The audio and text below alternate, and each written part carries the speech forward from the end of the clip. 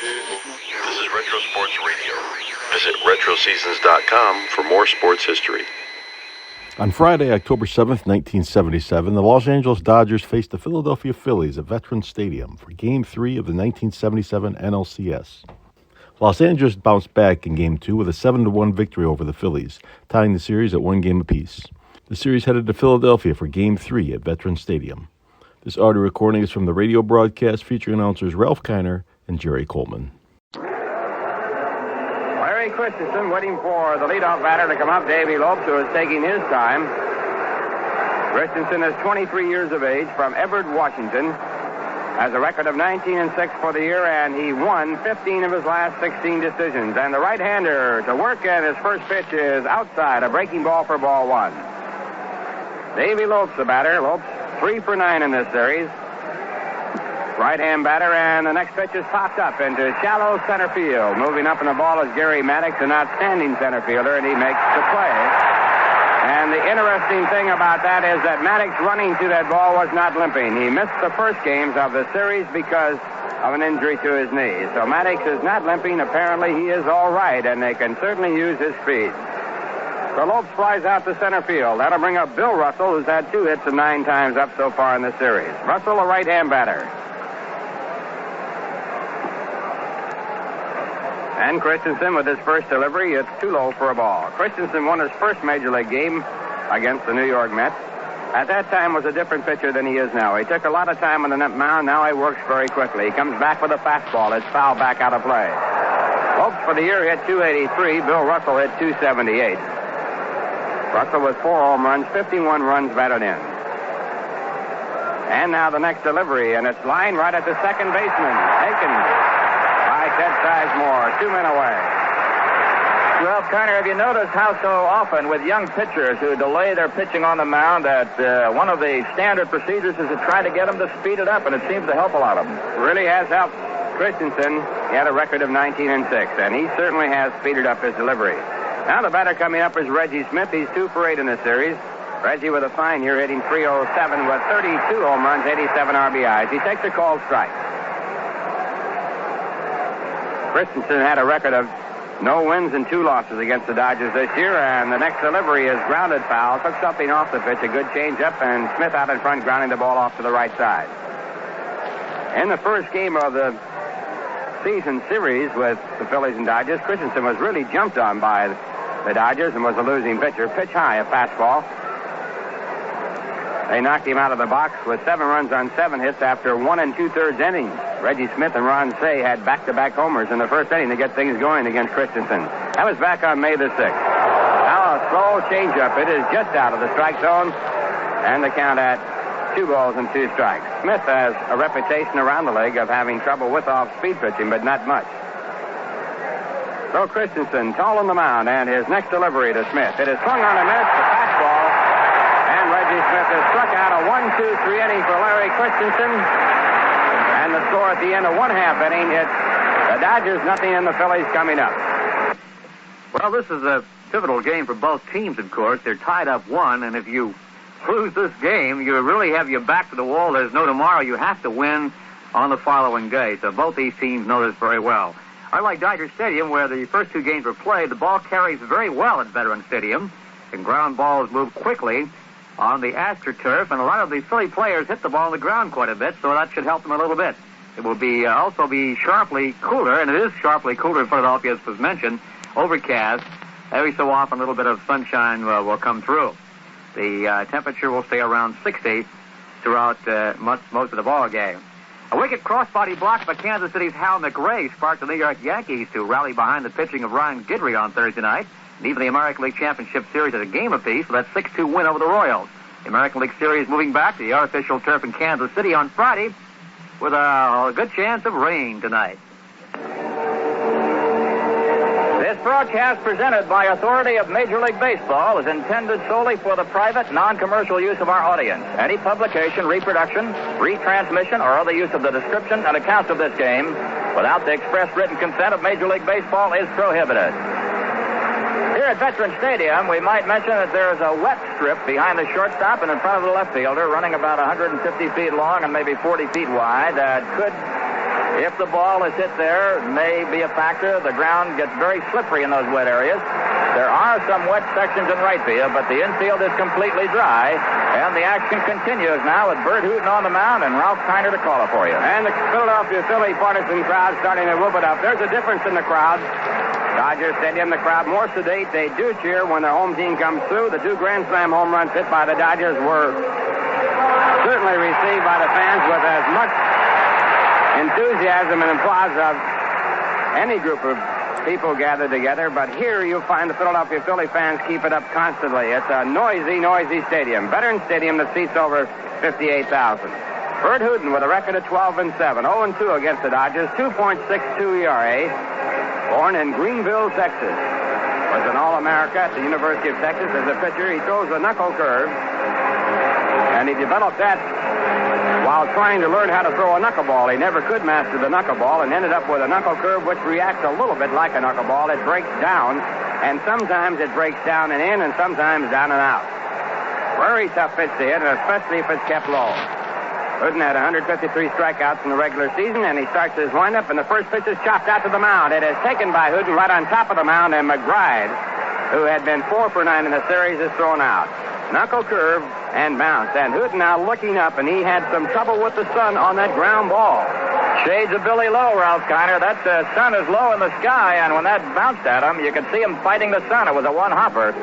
You go back to the old Brooklyn Dodger days of Billy Lowe's who complained he lost the ground ball in the sun. Nobody would believe him, but it can be done if the ball is chopped high enough. And we're on artificial turf, and now we're going to have time called as Ron Say goes to the sunglasses. We have sun here at Philadelphia breaking through the overcast. Field dimensions are 330 down each line, 371 in left center field and right center field, 408 in center field, and the fence 12 feet high. Artificial turf, and it's fast. So 1 man away, and 1 pitch, and Larry Bowe, the batter. Larry is switch hitter, batting from the left-hand side. McBride hit 316 in the regular season. Bowe hit 280, and the first pitch is taken a called strike. The ball popping out of the glove of Bill Yeager. Steve Garvey at first base, Davey Lopes at second base, the shortstop Bill Russell, third baseman Ron Say, in the outfield and left field Dusty Baker, Rick Mundy in center field, and Reggie Smith in right. And bunts the ball and is hit by the ball, but he's hit while in the batter's box, so he is not out. And they're checking out to see whether or not it was in the box or not, but no argument on the play, so evidently Steve Yeager is satisfied that the call was right. Bowe has that exceptional speed. The infield has to shorten up on him. And now Hooton into the windup, and the pitch back is hit hard, but right at Bill Russell, the shortstop, as he moves to his left. He comes up with the ball and the throw to first base for the out. 2 men up and 2 men down. That'll bring up the big favorite here in Philadelphia. It's Mike Schmidt. Schmidt hit 38 home runs in the course of the season, 101 RBIs, had an average of 274. So far in the series, he's 1 for 9. Prior to this year, Schmidt led the National League in home runs 3 consecutive years. The year before this year, he led the major leagues with 38. George Foster, the leading hitter in home runs in the major leagues, with 52 this year. Also in runs batted in, 149. So, Schmidt in the batter's box, and here's Hooton's windup and pitch. And he misses with a fastball low and inside. Lifetime, Hooton has won 9 and lost 11 to the Philadelphia Phillies. Last year, he had a record of 11 and 15 with a 3.25 ERA.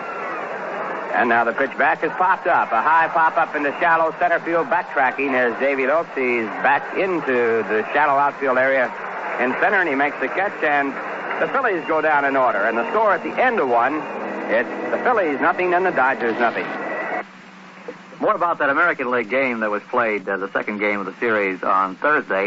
As we mentioned before, a wicked cross body block by KC's Hal McRae got the Yankees really up. They went on to win that ball game behind Ron Guidry 6-2. Quip Johnson, the DH, obtained in a midseason waiver deal from the Houston Astros, tied up the game at 1-1 with a mammoth home run in the 5th inning. It was Johnson again in the 6th, flashing a line drive into left field. It broke a 2-2 tie and triggered a 3-run rally. Veterans Stadium at Philadelphia, a place where baseball has taken over, and part of the growing demand for tickets here at Veterans Stadium forced them to take a big part of the scoreboard down. They had 2 huge scoreboards in center field. One has been removed. It used to have the ball and strikes and other features on it and some of the color that they would perform during the game, and now they have the single scoreboard in right center field. But that opened up a few thousand seats in dead center for the fans who poured in here to the tune of 2,700,000, an all-time Philadelphia record. And that record only exceeded by the 2,955,000 by the Los Angeles Dodgers. So to talk about baseball fever in Los Angeles and Philadelphia, the folks here in town know all about it. We might mention, too, watching young Larry Christenson in that first inning, only 23 years old, looked like a total professional, got his balls over in the right place. And one of the things, Ralph Kiner, that struck me, when I looked at Larry Christenson and blinked, I thought it was Don Larson out there. A no-wind-up right-hander about the same size with that good fastball and good breaking curve. Don Larson, the only man to pitch a perfect game in World Series history and the only man to pitch a no-hitter, as a matter of fact. And he did it while pitching for the Yankees against the Dodgers. So Larry Christenson now taking his warm-up pitches for the Phillies. Richie Ebner at first base, the second baseman Ted Sizemore, shortstop Larry Boas, third baseman Mike Schmidt, in left field Greg Luzinski, in center field Gary Mannix, and Fake McBride at right. The catcher Bob Boone, and Christenson now has completed his warm-up pitches. First two games of this series drew 111,944, 55,968 in the first game, and 5 more in the second. And we've got an outstanding crowd here again today. Shadow has extended now from home plate out to just about the front edge of the pitcher's mound. Still an advantage for the pitcher. And the first batter will be Ron Say, and the first pitch to the Penguin is called a strike. Say is 3 for 7 with a grand slam home run in this series, the first man to do it in National League playoff history. Say batted .241 in the regular season with 30 home runs, 110 RBIs, and he takes another called strike. So Christenson out in front, and as Jerry pointed out, he's in good command right now. And the right-hander's pitch, slider just outside, and the count of 1-2. Christenson is not what you would call a strikeout pitcher. In the regular season, he had 118 in 219 innings. And the right-hander with that short windup, the pitch back to the plate is a fastball just inside, down around the knees. A count of 2 balls and 2 strikes. He won 15 of his last 16 decisions and won his last 7 straight. Finished with a close of 15 out of 16. And at 2-2, the pitch to Say hit hard to Mike Schmidt, the human vacuum cleaner at third base, and he picks it up and throws to first base for the out. So 4 in a row for Larry Christenson, and the batter coming up will be Steve Garvey. Garvey 3 for 7 so far in this series with 1 run batted in. In the regular season, Steve batted .297 with 33 home runs. That's a new Dodger record for teams playing in Los Angeles. He also drove in 115. Garvey closed strongly, hitting in 15 of his last 19 ball games to bat .451 over that period. He looks at a called strike. Christenson at Veterans Stadium has a record of 10-2 for this year. Of course, the Phillies are tough to beat no matter whether Jerry Koolman would be on the mound in this ballpark. They've got some record, Ralph, no question about that. They have a record of 16 wins and 21 losses, and they lost their first 5. Now a pitch grounded foul, and they counted strike 2. They batted .295 here in the stadium, and it is a hitter's ballpark, a home run haven. Philadelphia led the National League in team batting average at .279. So Garvey with a 2-strike count against him, and Christenson into the windup. Here's the pitch, a line drive to center, a base hit, the first one of the ball game. So Garvey gets his 4th hit in 8 times up, and that'll bring up Dusty Baker, who was the hero of the Dodger win 2 days ago in Dodger Stadium with a grand slam home run. Baker 2 for 7 in the series with 4 runs batted in.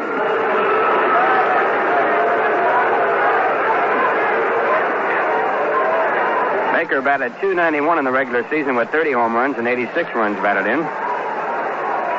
And some drama put on by Dusty Baker the last game of the season. There's a pitch for a called strike. 3 other Dodgers have hit 30 home runs or more in the regular season. No team had ever had 4 players to do so.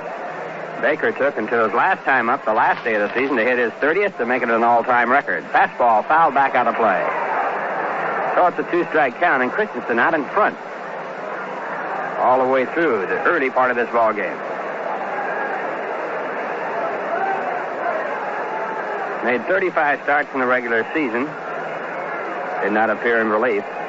And the right-hander leans in, looking for the signs from his catcher, Bob Boone.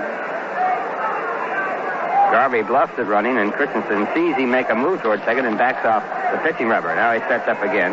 Garvey might have been going. Stopped just at the last second when he saw Christenson was not going to move. Now the pitch, and it's hit to left center field. A long fly ball. Could be extra bases. It will be extra bases. It's off the wall. Garvey goes to third. The ball bobbled by Maddox off of the wall. Garvey's being waved in. The throw by the infielder to the plate is not in time. And Garvey scores, although the plate was blocked by Boone, and Boone disagrees with the call by umpire Harry Wendelstadt. Ball bobbled off the wall, and Steve Garvey, a former football player, crashing into Boone at home plate. There's no question, Ralph, that when Gary Maddox bobbled the ball, and he might be just a little bit nervous. You've got to remember, this is his first game in championship play. And when that ball got away from him, Garvey, who just made it in under the gun of the throw by Larry Bow on the relay, would have been an easy out had he tried it otherwise. He got in, I guess, under the tag. It was a very close play. Garvey was going to hold up at second. He was not sure that ball was going to be off of the wall, and he almost fell down as he stumbled around second.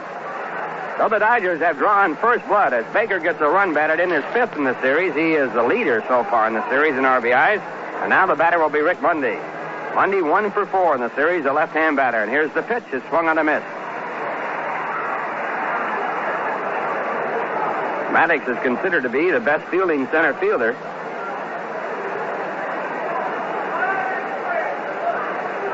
In the National League, but he bobbled that ball off of the wall just momentarily, enough to allow Garvey to be called safe at home, and it was a tough call at home. And here's the pitch back, a changeup, and the count 1 ball and 1 strike.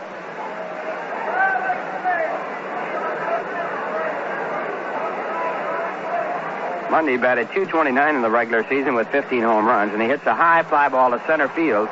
Maddox backpedaling is under it. Tagging up at second as Baker. Maddox makes the catch. Baker does not go as Maddox fires over to third. The throw was offline, but it carried all the way to in front of Mike Schmidt, where it was cut off by Larry Baugh. Baugh's throw to the plate to Boone was a good throw, and Boone had the plate blocked, and on the replay on television, it looked like he actually did have it blocked, but sometimes the angle is off. So now 2 men away, a runner still at second base, and the batter will be the catcher, Steve Yeager. Yeager 1 for 7 in this series, batted .256 in the regular season with 16 home runs and 55 RBIs, his best year. He is an outstanding defensive catcher. Dodgers leading 1-0. And Christenson whirls around and moves the runner Baker back to second base, no one covering. Sizemore had made a move to the bag, but then stopped. So Christenson looks in again, goes to the set position. This time, Sizemore over by the bag. No throw. The pitch to plate. Line to right center field. A base hit. Going over to field it is McBride. Coming in to score is Baker. And the Dodgers lead 2-0 as they jump to the early lead. Good base hit by Steve Yeager, coming with 2 men out in front of the pitcher. You don't often see a batter get a good hit in that spot because the pitchers usually are extremely careful. But a good 2-out base hit in front of the pitcher, Burt Hooton. And Hooton is a .164 hitter. Christenson had command of his pitches very well in the first inning and to the first batter in the second here, but he's been getting them up, and they're starting to take their toll. Garvey single, a Baker double, a long fly by Mundy, and then a single by Yeager on a curveball that hung in his eyes. Hooton's a right-hand batter, and Christenson working to him with his first pitch and gets a strike with a slider over the outside corner. I think you're going to hear a lot of comment and see a lot of pictures on the call at home plate on Steve Garvey. It'll be discussed, especially here in Philadelphia. There's one down the left field line. It's extra bases.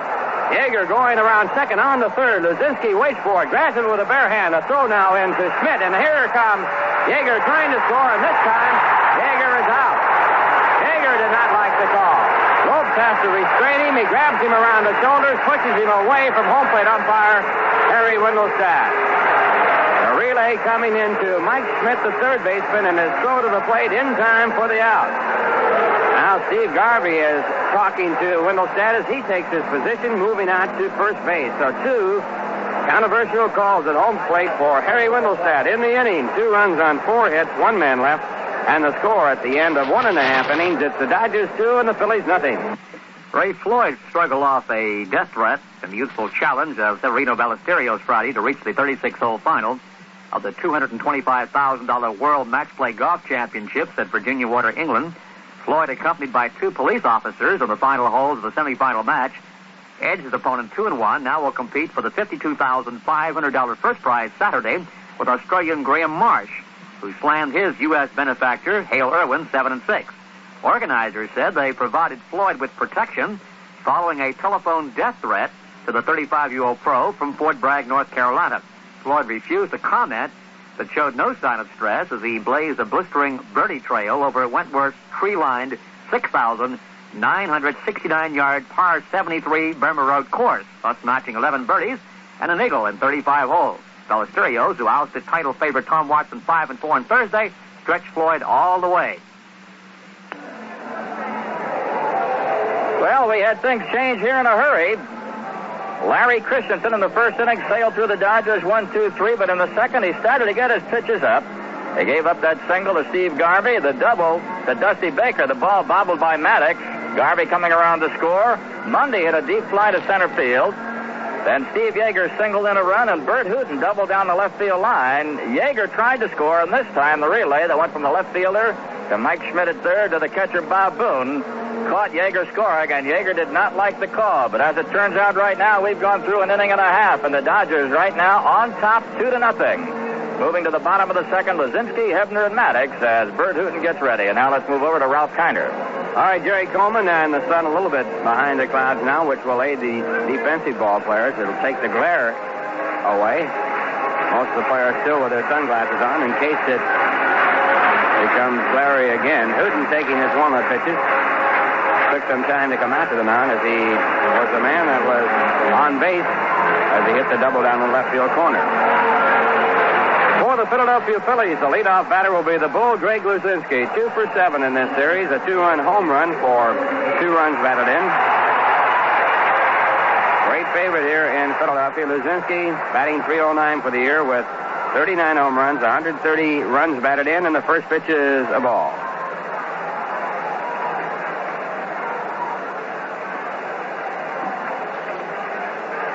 Now Hooton ready, and the pitch back to Luzinski, hit by the third baseman Ronce in the left field for a base hit, and the Phillies have their first man on. Ball fielded by Baker in left field, and tossed back into the infield, and Philadelphia with a runner at first and no one out. That'll bring up Richie Hebner. Hebner is 2 for 5 in the series. In the regular season, he batted .285 with 18 home runs, 62 runs batted in. Played out his option while with the Pittsburgh Pirates and was signed as a free agent by Philadelphia. Moved from third base to first. And Hebner, a left-hand batter, a dangerous left-hand batter. And Hooton's first pitch, a curveball hit right at the second baseman, should be 2. Lopes over to Russell. He drops the ball in the act of throwing. Russell dropped the ball in the act of throwing, so the out is affected at second base. He was trying to get it away in a hurry, hoping for the double play.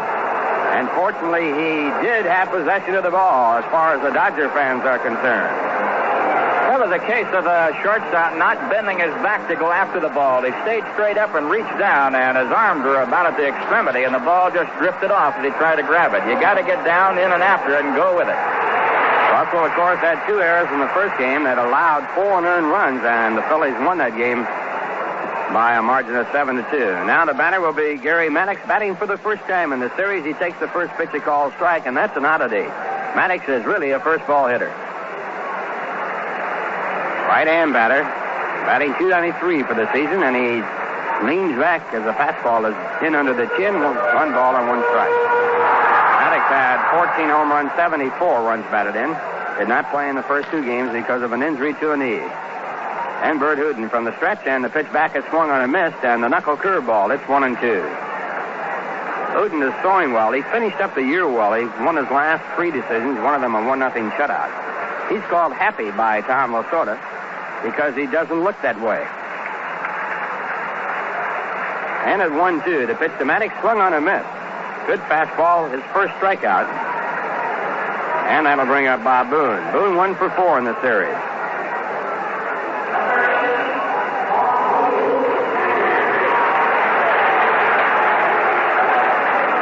Hit .284 in the regular year with 11 home runs and 67 RBIs, a right-hand batter. The son of Ray Boone, a Major League ball player, and a good one. Ron Reed throwing in the bullpen for the Phillies. Earlier, Warren Brewster had been throwing. And here's a pitch that is outside, a slider missing. 1 ball, no strikes. Boone batting 7th in the batting order, so the bullpen is activated in case Danny Ozark, the manager, wants to go to a pinch hitter. The Dodgers leading 2-0.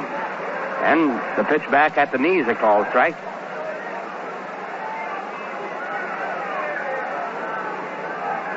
1 ball, 1 strike. Hooton working quickly. Short lead at first base by Richie Hebner, and the pitch to Boone is lobbed into left center, a base hit.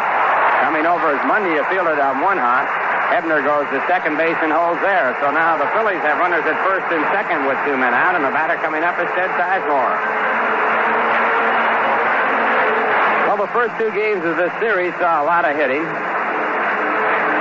In the first game, both sides had 9 hits. In the second game, both sides had 9 hits.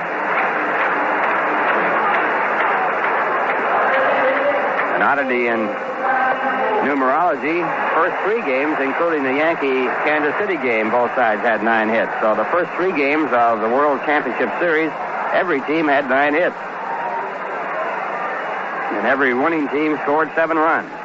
And here's the pitch to Ted Sizemore. It's taken low and outside the ball. Sizemore 1 for 7 in this series. Batted .281 in the regular season with 4 home runs and 47 runs batted in. Game time temperature was 59 degrees. It's not too bad a day. Pitch back to Sizemore, a ball, and the count at 2-0.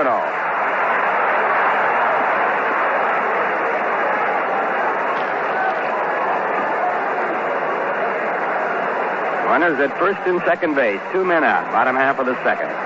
Burt Hooton on the mound, and the right-hander's next pitch is low, and it's ball 3. 3 balls, no strikes. Larry Christenson's in the on-deck circle. He's a good hitting pitcher. Had 3 home runs this year with a grand slammer. It'll be interesting to see if the bases are loaded, whether or not they would let Christenson stay in the ballgame. And there's ball 4, and Hooton has walked his first batter and walked him on 4 pitches. Bases are loaded, and Christenson is going to bat. He had a grand slam home run earlier.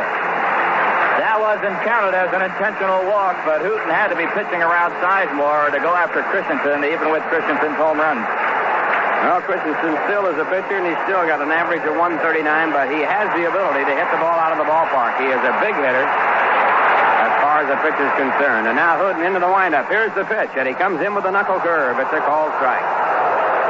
Big spot in the ballgame for the Dodgers and Burt Hooton.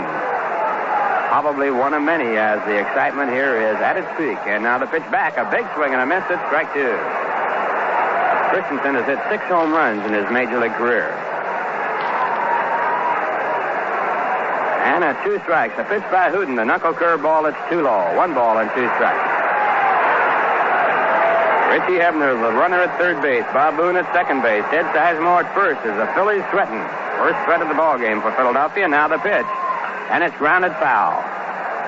Billy DeMars, the third base coach for the Phillies, picks it up, checks it out, and keeps the ball in play as he tosses it to Burt Hooton. Tony Taylor, the coach at first base.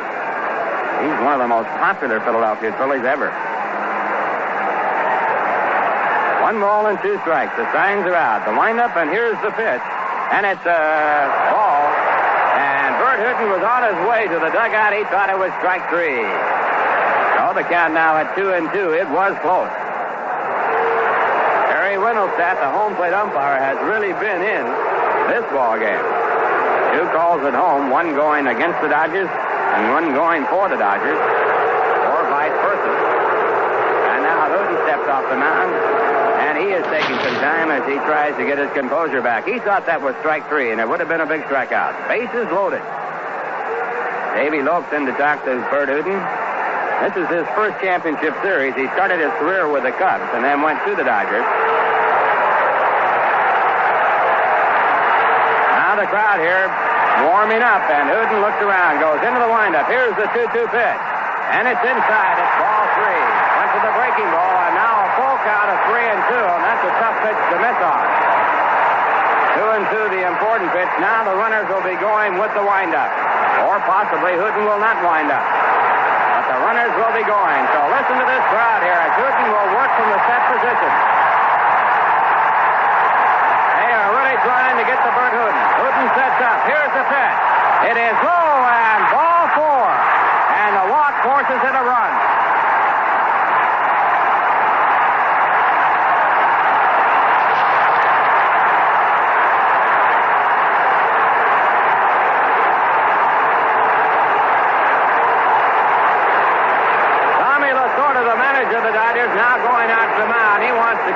pitcher down if he is upset. Hooton certainly thought he had a strikeout. It was called a ball, and then he went on to walk the pitcher to fortune a run. So the Dodgers lead cut to 2-1, and the batter coming up will be Bake McBride. The base is still loaded. Ralph Kiner, I don't know when I have ever seen a crowd get involved in a game as this one has. I know you went through the early days of the amazing New York Mets where they reacted very raucously and loudly there, but I don't think I've ever seen this kind of a situation in a deliberate attempt to upset the pitcher. Philadelphia Philly fans are really old-time baseball fans. The Phillies go back to before the 1900s. Mike Garvey is now throwing in the bullpen for the Dodgers, and Harry Wendelstedt coming out to the mound. He wants to get this game going. Phillies in 1915 won the National League Championship. They were beaten in the World Series 4-1. In 1950, they won the National League Championship, lost to the Yankees 4-0. Last year, they won the National League Eastern Division Championship and lost to Cincinnati 3-0. And Tom Lasorda now back to the bench, and Bake McBride stepping in. McBride won, make that 4 for 10 in this series. Left-hand batter, good speed. Hooton working from the windup. Here's the pitch, and it's too low for a ball. Knuckle curveball just below the knee. Rick Rhoden is also throwing in the bullpen for the Dodgers. Dodgers started during the regular season. Dodgers leading 2-1. The Phillies with the bases loaded. 2 men out. We're in the bottom half of the second inning. And now Hooton into the windup. Here's the pitch. And again he's low. Again the knuckle curve. 2 balls, no strikes.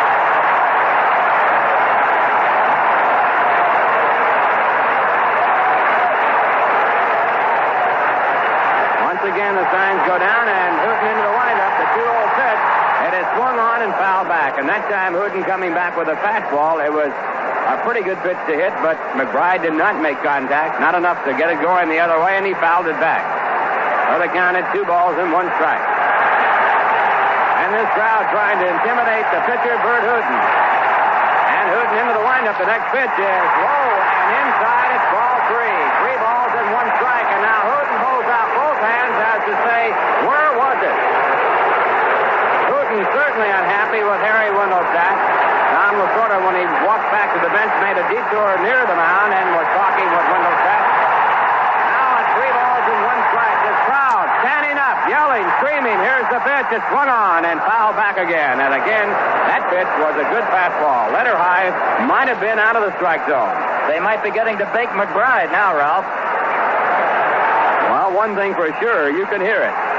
You can hear it in North Philly, South Philly, maybe even in Camden. And again at 3-2, this crowd trying to intimidate the pitcher. The runners go, and the pitch is ball 4, and the ball game is tied.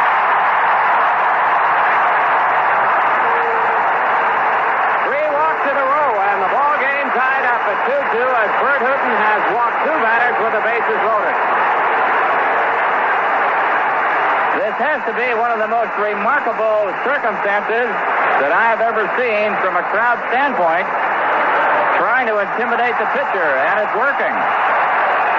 Well, you have about 58,000 people in this ballpark. I don't know how many are Philadelphia Philly fans, but it might be close to 50. And they are making themselves heard. Now the batter coming up is Larry Boa. Boa grounded out his first time up. Left-hand batter. And Burt Hooton into the windup. Here's the pitch. He's high with it. Fastball too high for ball 1.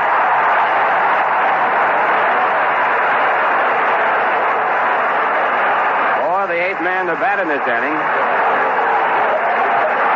2 singles and 3 walks. And Boa now backing out of the batter's box.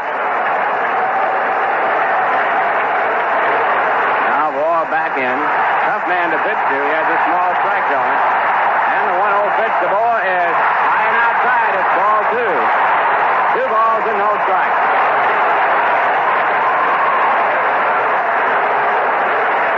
Veteran under any circumstance has a tough time in the championship playoff, but anybody under this circumstance has to be put under tremendous pressure. And the next pitch is low. And it's ball 3. 3 balls, no strikes.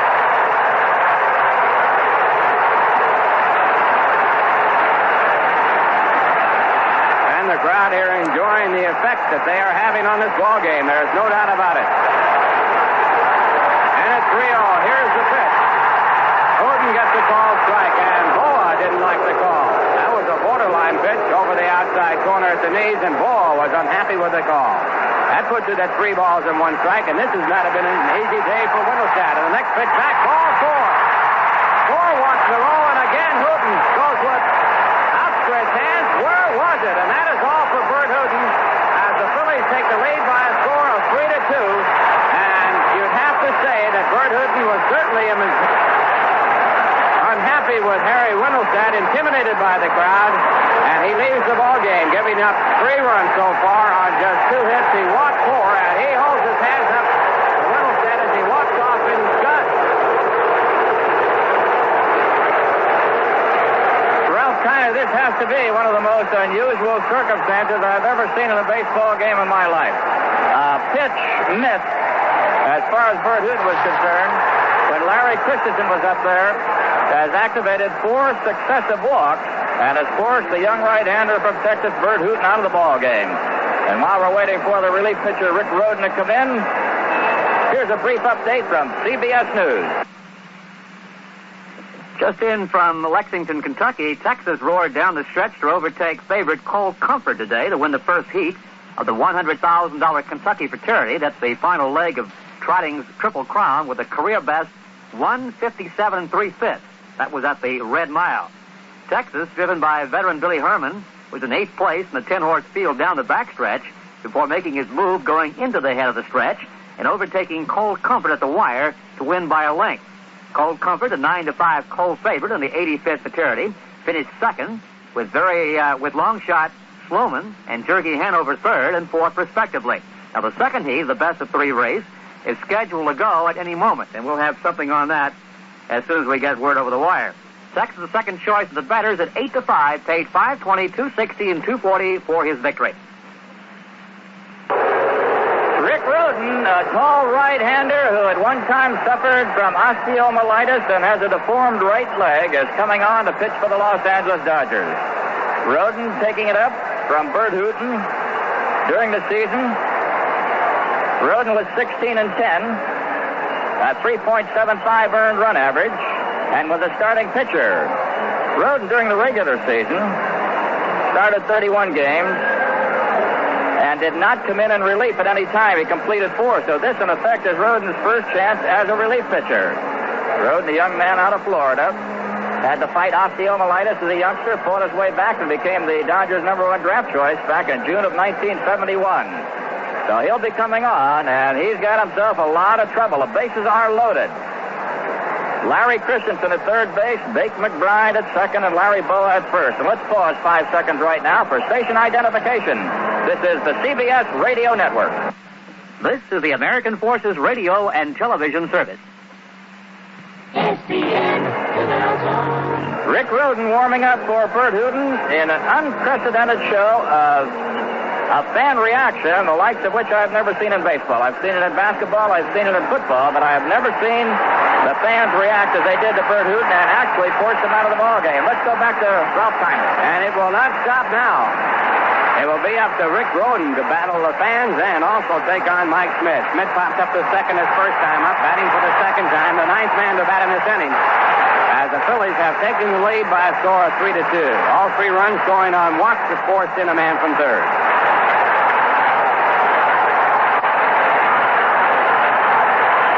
The young Rick Rhoden with a record of 16-10 looks in for the sign. Addison goes into the windup, and the crowd starts up again. The first pitch is popped up. Playable for the catcher, Steve Yeager. He is under it, and he makes the catch, and the side is retired. So 1 pitch by Rhoden, and the side retired, something that Burt Hooton could not do. In the inning, 3-run score on just 2 hits. There were 4 walks, no errors, and 3 men left on. And the score at the end of 2, the Phillies 3 and the Dodgers 2. Here at Veterans Stadium in Philadelphia, we've got quite a ball game going. Through 2 innings, 5 runs across the plate. If you just missed it, in the second, the Dodgers got on the board with 1 away. Steve Garvey single. Dusty Baker doubled him home. After 2 were down, Yeager hit a single to right field, bringing in Baker, and there was quite a play at the plate when Yeager tried to score on Burt Hooton's double. And then in the second inning, a remarkable show by the Philadelphia fans, an unusual display after Luzinski singled. Richie Hebner forced Luzinski at second. Maddox struck out, and then with 2 down, it all began. A single by Boone. Sizemore walked. And then Larry Christenson, on what Burt Hooton thought was a strikeout, was still alive. He drew a walk for 1 run. Another walk to Bake McBride with the fans delirious. And a following walk to Larry Boa, forcing in the 3rd run. And that was all for Burt Hooton. And I don't know whether to say it was the Dodgers 2 and the fans 3 here in Philadelphia, but that's the way it stands. I have to believe, Jerry, that the fans have to get credit for something in that circumstance. The Dodgers very good in their home park, but nothing like the Philadelphia Phillies. The Phillies have won 60 and lost 21 here this year, and that's after losing their first 5 ball games. They had a streak of winning 16 in a row, and you could probably hear why. Ralph, while we're waiting for Christensen to warm up right now, how would you relate this to the Mets fans back in those early 60s when there was a lot of things going on at Shea Stadium? Close, but I don't believe anything quite as much as I've seen here today. And also, I was going to ask you the same question, playing in World Series games in Ebbets Field, because the Ebbets Field fans were also very exuberant. Ebbets Field was like a morgue compared to this, believe me. They were a few of them you could hear across the field, but in general, the World Series at Ebbets Field, even though it was a hotbed of baseball, was not like this. I've never seen this before, and we keep talking about it, but what it really did, it put the Phillies ahead and forced their starting pitcher, the Dodgers starting pitcher, out of the ballgame. You know, at Ebbets Field, they had a character called Hilda Chester who had a bell, a cowbell that she used to ring. You wouldn't have heard that cowbell here ever with this kind of a noise.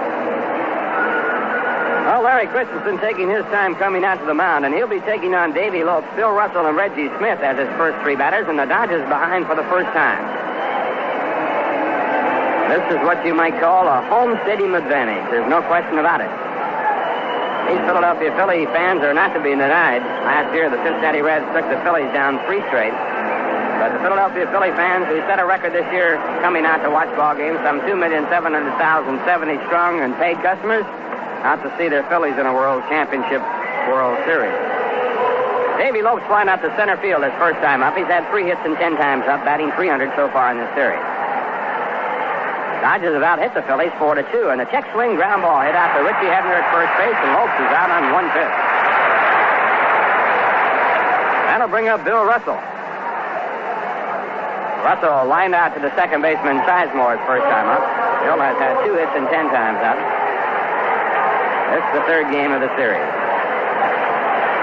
Christenson was reached for some strong base hits in the 2nd inning. He starts off with a slider that's in the dirt, backhanded out of the dirt by Bob Boone. And the right-hander back, and the next pitch is popped up in the air. The ball in foul territory. Mike Schmidt over by the coach's box is under it, and he makes the catch. So 2 quick outs.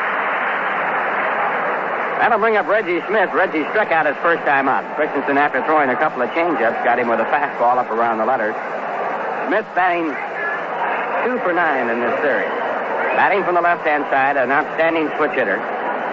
He was voted the most valuable player on the Dodgers squad this year. And the first pitch to Smith, a changeup that swung on a miss, strike 1. Dodgers jumped off to a 7.5 game lead in April. Biggest lead after 1 month of the season by a team. And they had a 14-game lead by July 31st. Next pitch is fouled away, and the count strike 2. So once again, Christensen settling down into a good groove as far as he's concerned.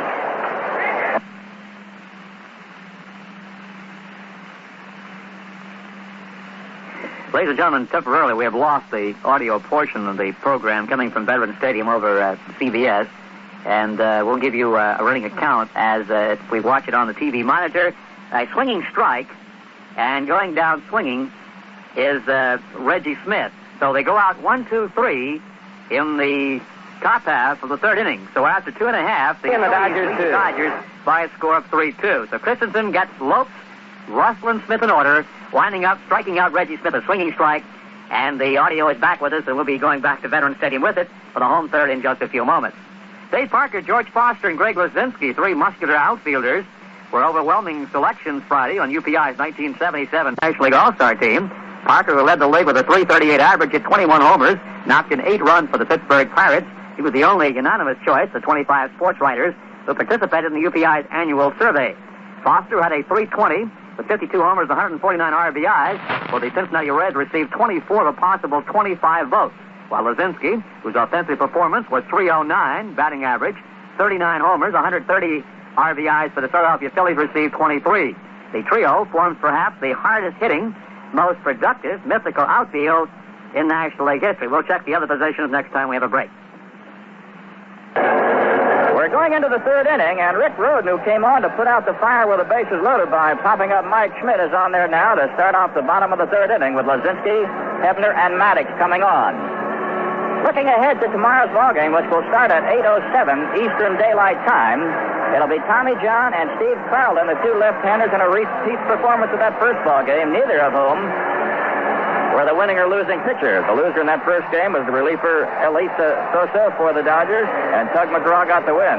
So you can look ahead to that one for tomorrow, and we'll see how this one goes right now with Luzinski coming on and Ralph Kiner back to tell you all about it. Okay, Greg Luzinski, who singled in the second to get it going for the Philadelphia Phillies, batting for the second time. Rick Rhoden on the mound, batting against Rhoden for the first time, and Luzinski takes a high fastball, a ball. Rhoden won 2 and lost none against the Phillies in the regular season as a starting pitcher. He did not relieve all year. Was in 31 games as a starter, won 16 and lost 10. And the right-hander back, and he gets a strike over the outside corner. 1 ball and 1 strike. Luzinski second in the National League in runs batted in. The Foster's 149. Luzinski had 130. And the big right-hand batter fouls off the next pitch, and the count at 1 ball and 2 strikes.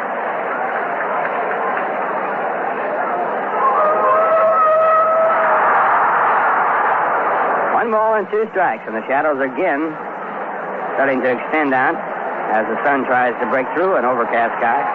Temperature right around 60 degrees at game time. And here's the next pitch, a breaking ball, 2 low, and the count at 2 balls and 2 strikes.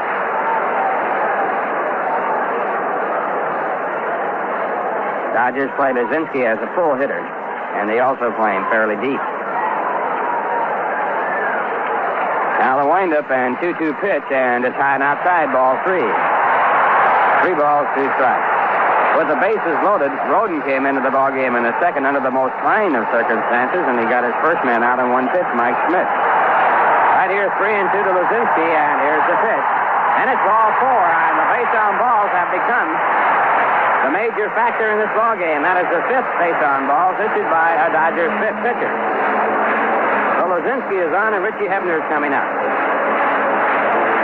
If you're Danny Ozark, the manager, in a spot like this, you've got to be telling your players, look, take 1 pitch, make them throw a strike. Make him go down the line. Here's the fellow at bat, but doesn't take many. Richie Hebner grounded into a force play his first time out. Rhoden working from the set position for the first time, and here's the pitch. And it's hit in the air to center field. Coming up on the ball is Mundy, now accelerating as he moves in a little bit quicker as he slightly misjudged the ball, but he got to it with the glasses down. Big guide against the sun, and Hebner is out.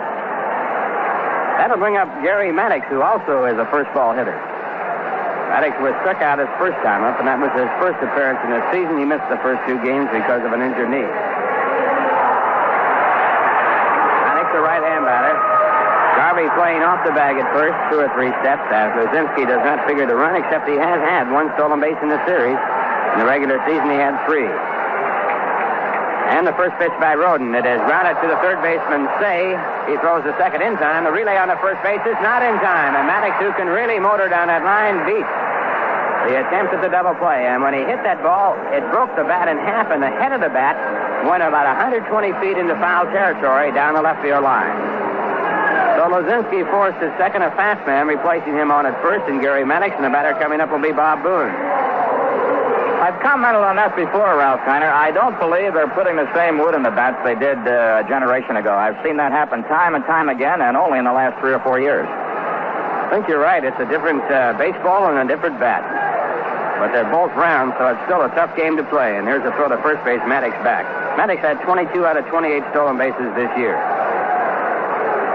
Give you a round bat and a round ball, and they tell you to hit it square. Again, a throw to first base, and again, Maddox is back. First base umpire, Bruce Froman. Ed Williams said hitting a baseball is the single hardest thing to do in any sport. Now the pitch. And Boone pops it in the shallow center field. Rick Mundy coming up in the ball. He's there. And he makes the catch, and the side retired. No runs, a walk, and 1 man left on in the score. At the end of 3, it's the Philadelphia Phillies 3 and the Los Angeles Dodgers 2. The rest of the All-Star team picked for the National League, also voted in the club, besides the 3 hitters we mentioned a while ago, with catcher Ted Simmons of the St. Louis Cardinals, first baseman Steve Garvey of the L.A. Dodgers, second baseman Joe Morgan of the Reds, shortstop Gary Templeton, the Cardinals, and third baseman Mike Schmidt of the Phillies. Steve Carlson, the league's leading winner with 23 victories for the Phils, and Tom Seaver of the Reds, who finished the year with a mark of 21-6, were named the starting pitchers, with Bruce Sutter of the Cubs, a lopsided choice, as relief pitcher. Remember, fans, CBS Radio Sports will bring you the World Series over most of these stations starting October the 11th. That's next Tuesday. Wherever you are, wherever you go, follow the World Series with radio over most of the CBS Radio Network stations. At Veterans Field, here in Philadelphia, the sun has just about reached second base, so the outfielders in right, left, and center field will be the ones that will be under the gun as far as fly balls are concerned. The infielders are out of the action now as far as any sun problems are concerned, and as far as hitting, it pretty much is leveled off. The biggest and the most difficult time of the day for a batter is when that shadow is midway between home plate and the mound. You seem as though you're looking into a glaring sun. The ball is hard to pick up, although here at Veterans Stadium they have a delightful background where there is no problem with fans. On the mound right now, taking his warm-up tosses, is Larry Christenson, who had one difficult inning. That was the second. He gave up 4 base hits and 2 runs. He had a runner thrown out at the plate that helped him. He managed to get the first 3 batters, 1, 2, 3 in the first and the third inning. So now he's coming back again to the men that gave him trouble. Say, Garvey, Baker, Mundy, Yeager, and of course Hooton is out of the ball game. And the pitcher in there will be Rick Rhoden, who is not a bad hitting pitcher himself. Okay, the action will be continuing shortly now as Ron Say gets ready, followed by Steve Garvey, and let's bring in Ralph Kiner once again. Okay, Jerry Coleman. Sparky Anderson, who participated as manager in the past 2 playoff games, championship playoff games, and was the manager of the Cincinnati Reds over the past 2 years as the World Championship Cincinnati Reds, was talking to Danny Ozark about playoff games, and he said playoff games are like having a heart attack. You know you're having it, and you can't do anything about it. Ozark said, I found that out in last year's playoff. Now it's time for Tom Lasorda to find it out. And right now, with this crowd here, I'm sure Tom Lasorda is seeing and hearing something he has never seen before. Ron Say coming up. Ron grounded out to third his first time up. Right-hand batter, strong right-hand batter, and Christenson with his first pitch, and he throws a curveball for a called strike. Say is 3 for 8 so far in this series. Dodgers have out-hit the Phillies 4-2, but the Phillies have picked up 5 walks. So the next pitch is out of the strike zone. 1 ball and 1 strike. Ball game is being watched by the governor of Pennsylvania, Milton Scott, as well as about 58,000 people. And a pitch in the dirt, backhanded out of the dirt by Boone, and the count 2 balls and 1 strike. Say with that dramatic grand slam home run to tie up the first game, but it will not be remembered too long, I don't believe, because the Dodgers lost. Next pitch is taken low, and it's ball 3. Dusty Baker had a grand slam home run in the second game for the Dodgers. That will be remembered because the Dodgers won that ball game. Won it by a score of 7-1. And the next pitch to Say is swung on and fouled back out of play. So a full count of 3-2. I'd like to remind you that tomorrow's game, we'll see Tommy John pitching for the Dodgers against Steve Carlson. We'll be on the air Eastern Daylight Time at 8:07. American League has their game tonight at 8:07 Eastern Daylight Time. They'll be playing in Kansas City, the Yankees there, and then on Saturday they'll play before the National League. Saturday they'll be playing at 1:07 Eastern Daylight Time. And the next pitch is lined to left center field. Off and running is Maddox. He can't get to it. It bounces off his glove. Say will try for 2. The throw by Maddox is not in time, and Say goes in with a double. Harry Maddox, the center fielder, tried to make that a brilliant catch, but he couldn't quite get to it, and he knocked it down in the half hop, and the ball rolled away. So Say is on at second base, and the batter coming up will be Steve Garvey. Warren Brewster is warming up in the bullpen. Right-hander for the Philadelphia Phillies. Dodgers picking up their 5th hit, and they have the potential time run at second base with no one out. Garvey singled and scored in the second. 4 for 8 in this series. Ray taking some extra time to get the dirt out of his belt buckle and inside of his pants as he made a belly slide in the second base, although the play was not close as the throw was offline. Little reaction by the partisan crowd here in Philadelphia. And Christenson sets up. Here's the pitch, and Garvey takes it high and inside. He looked like he was trying to hit behind the runner going out toward right field, but he did not swing. Garvey, an excellent team man. Now Christenson with his next pitch, and again, Garvey looked as though he was trying to hit behind the runner, but Christenson with a good pitch on the inside corner, a tough pitch to hit to right field, and Garvey took it. 1 ball, 1 strike. And the right-hander ready. Here's the pitch, and Garvey takes it high and outside. It's ball 2. 2 balls, 1 strike. Larry Christenson from Everett, Washington. 23 years of age, and now his next pitch, and Garvey fouls it back out of play. Count at 2 balls and 2 strikes. Garvey led the club in runs batted in during the regular season at 115. And now the pitch is grounded slowly out to the shortstop, Boa, who goes across the diamond after fielding the ball for a play at first. The ball hits too easily for any play at third, and Say moves over to third base. So the potential time run is at third with 1 man out, and Dusty Baker, the batter. Dusty doubled in the left center field his first time up to drive in a run.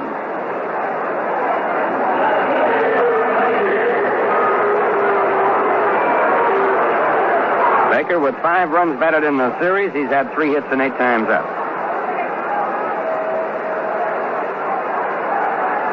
Phillies bring their infield in for a play at the plate, and Christenson working from the set position, and the first pitch is hit down the right field line. It might be trouble. Coming up in the ball is McBride. He had trouble seeing it, and then after a spurt at the last minute, he could not catch up to it, and it dropped in foul territory. You know, Ralph, the way Danny Ozark has been using his bullpen, the minute that Christenson has been in trouble with a man on, he's had that bullpen going, which makes me wonder if Christenson, even though he had that great record at the end of the year, may be as sharp as he wants to be. It may be that Bob Boone, the catcher, has said something to his manager to have somebody ready just in case. Well, the Phillies have that good depth in the bullpen. They've had great success with it, so they use it a lot. Owen Brewster now throwing in the bullpen for the Philadelphia Phillies. They have Brewster, Reed, Garver, McGraw.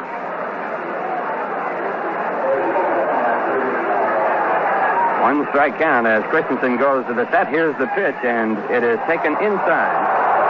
Baker started the swing and held up in time. 1 ball and 1 strike.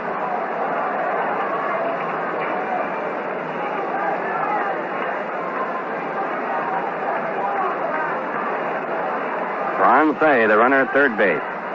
Christenson ready, and the pitch to Baker swung on and fouled back out of play. Good fastball fouled off. 1-2.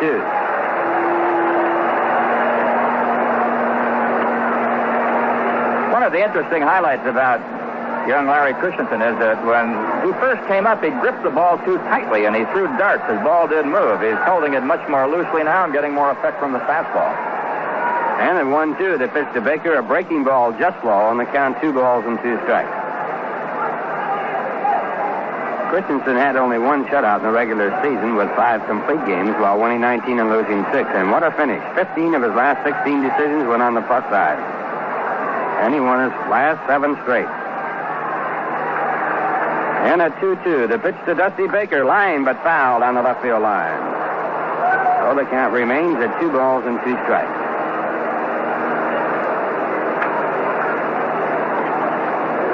Christenson worked 219 innings, gave up 229 hits, walked 69, and struck out 118 in the regular season. He gave up 21 home runs. There was a lot of controversy about whether Christenson should have started the second game instead of this one. And again, he sets up for 2-2, and here it comes, and it's lofted into shallow right center field. It'll be a base hit. Ball bouncing high. McBride had to jump to catch it. Holding up at third was Say to be sure that it would be a base hit, and then he comes in to score. The throw by McBride is not in time. So Baker gets his 6th run batted into the series, and he has tied up the ball game as he singles into right center field. A little lob in there, and Say scores from third. So it's now a tie game at 3, and the batter coming up will be Rick Mundy. Dodgers have their 6th base hit. Phillies have only 2, but they have 5 walks to go with their 2 base hits. 3 of the walks came with the bases loaded to force in 3 runs.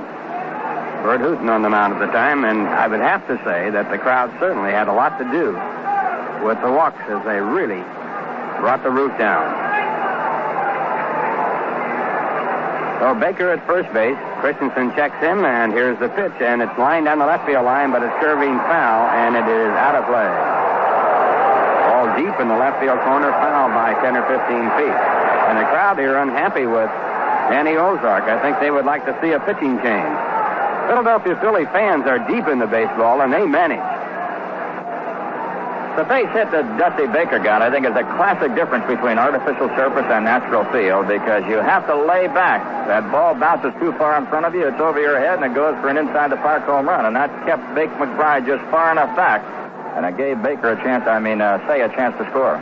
Now the pitch back to Mundy, line by the first baseman, almost hits Baker. He had to hold for a second. He goes to second base and holds there. McBride fields the ball and gets it back in. So Mundy with a hard single to right field, in the crowd now clamoring for the removal of the pitcher, Larry Christenson. And here comes the manager of the Philadelphia Phillies, Danny Ozark.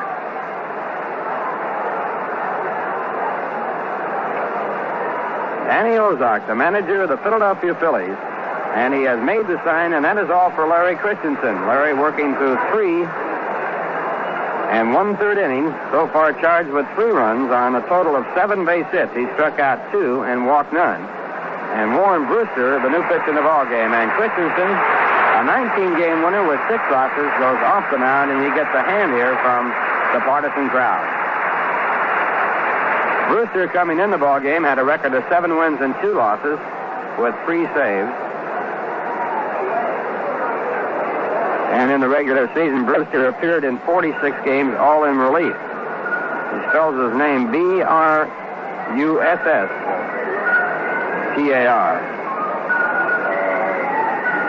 So Brewster coming in the ballgame in place of Larry Christenson, and he'll be working to Steve Yeager, the catcher.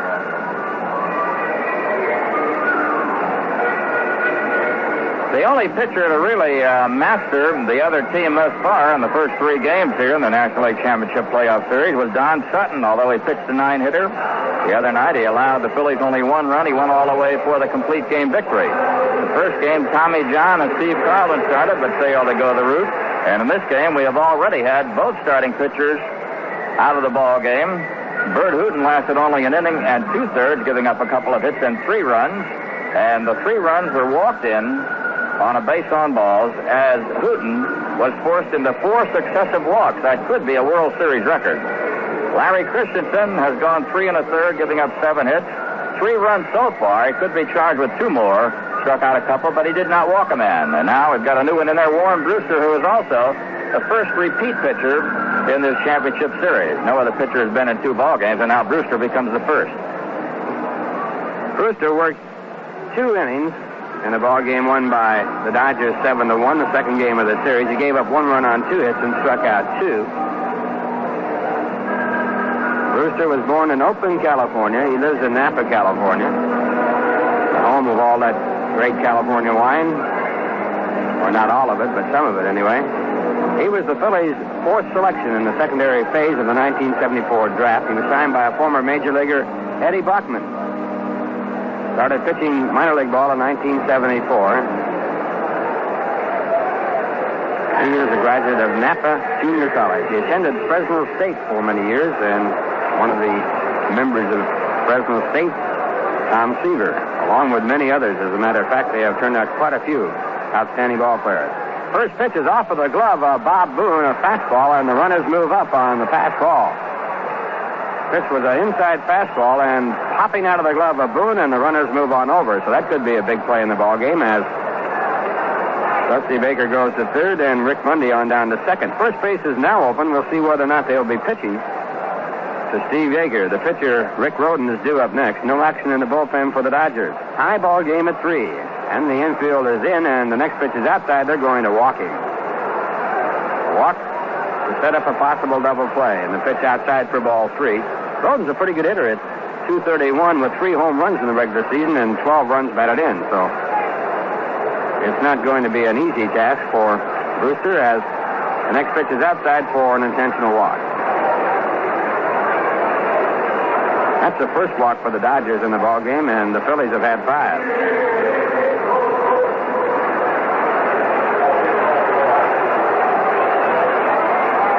Rick Rhoden, the right-hand batter, the Dodger infield back for 2, and the first pitch is swung on the miss, just strike 1.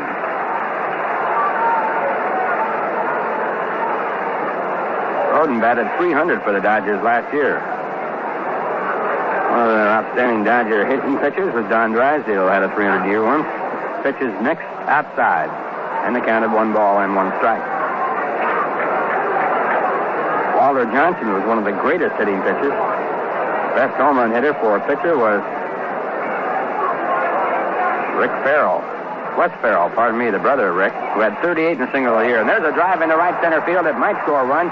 Baker comes over to catch it, coming in to try and score. As Baker, here comes the throw. It's in time, and the tag is made by Boone as Baker tries to bowl him over, and that is the second man thrown out of the plate by the Philadelphia Phillies. And it retires the side. A standing ovation for Bob Boone as Baker's throw from right center field was extremely accurate. In the inning, 1 run on 3 hits and 2 men left on base. And the score at the end of 3.5 innings, it's the Dodgers 3 and the Phillies 3. Dale Earnhardt toured the Charlotte Motor Speedway at 154.630 miles per hour Friday to lead 6 Chevrolet drivers in the final qualifying for Sunday's $250,000 National 500 NASCAR race at Charlotte, North Carolina. Earnhardt will start his Chevrolet in the 36th spot in the 41-car field. Other qualifiers in order were Butch Hartman, Roland Walatka, Jimmy Means, Cecil Gordon, and Tig Scott. So far in the ball game here at Veterans Stadium, it's all even at 3 as we go to the last half of the 4th inning. But the Dodgers have come a cropper at home plate in the 2nd inning. Steve Yeager was cut down trying to score on a play that went from Luzinski to Schmidt to the catcher Boone. And then here in this inning, a line drive out to the right fielder, Bake McBride, who one-hopped it into Boone again, who made, I thought, a spectacular grab, a one-handed tag with his catching glove.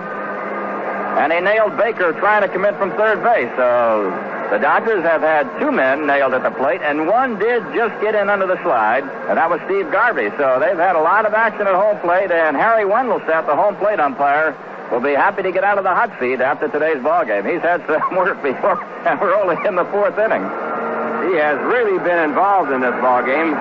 3 decisions at home, and also he was in the middle of the walks by Burt Hooton, and Hooton thought for sure that he had struck out the pitcher and was out of the inning when the ball was called a ball, and he had to continue to pitch, and he went on to walk Larry Christenson, that forced in a run. He went on to walk Bake McBride, that forced in a run. He went on to walk Larry Boa, that forced in a run.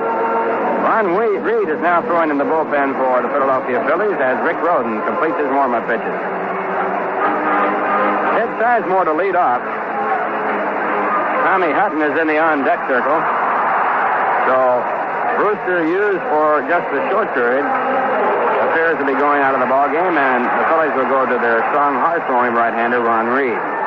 Sizemore walked his first time up on 4 pitches. That got it going for the Philadelphia Phillies, and Sizemore batting for the first time against Rick Rhoden, and the pitch to him is high for ball 1. Dodgers have out-hit the Phillies 7-2, but walks count. Frankie Frisch, the old manager, used to say, "Oh, those bases on balls." And a pitch for a strike, it's 1-1. And Sizemore tries to bunt it. It's a Goodman. Lopes charging, bare hands. It throws to first base in time to Garvey, and a fine play by Davy Lopes.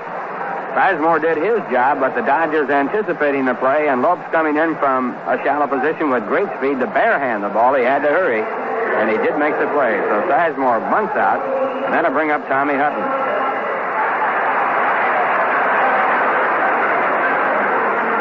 Hutton, a one-time member of the Dodger organization, was traded away. The Dodgers had enough first basemen at that time. Hutton in the regular season hit at .309. He had 2 home runs, 11 runs batted in. 0 for 2 in this series, and he takes the first pitch, a called strike. Hutton was a pinch hitter in the second game and flied out to left field. In the first game, he went in defensively and batted once, and did not have a base hit. The next pitch by Hooton is in the dirt, and it bounces away. 1 ball and 1 strike.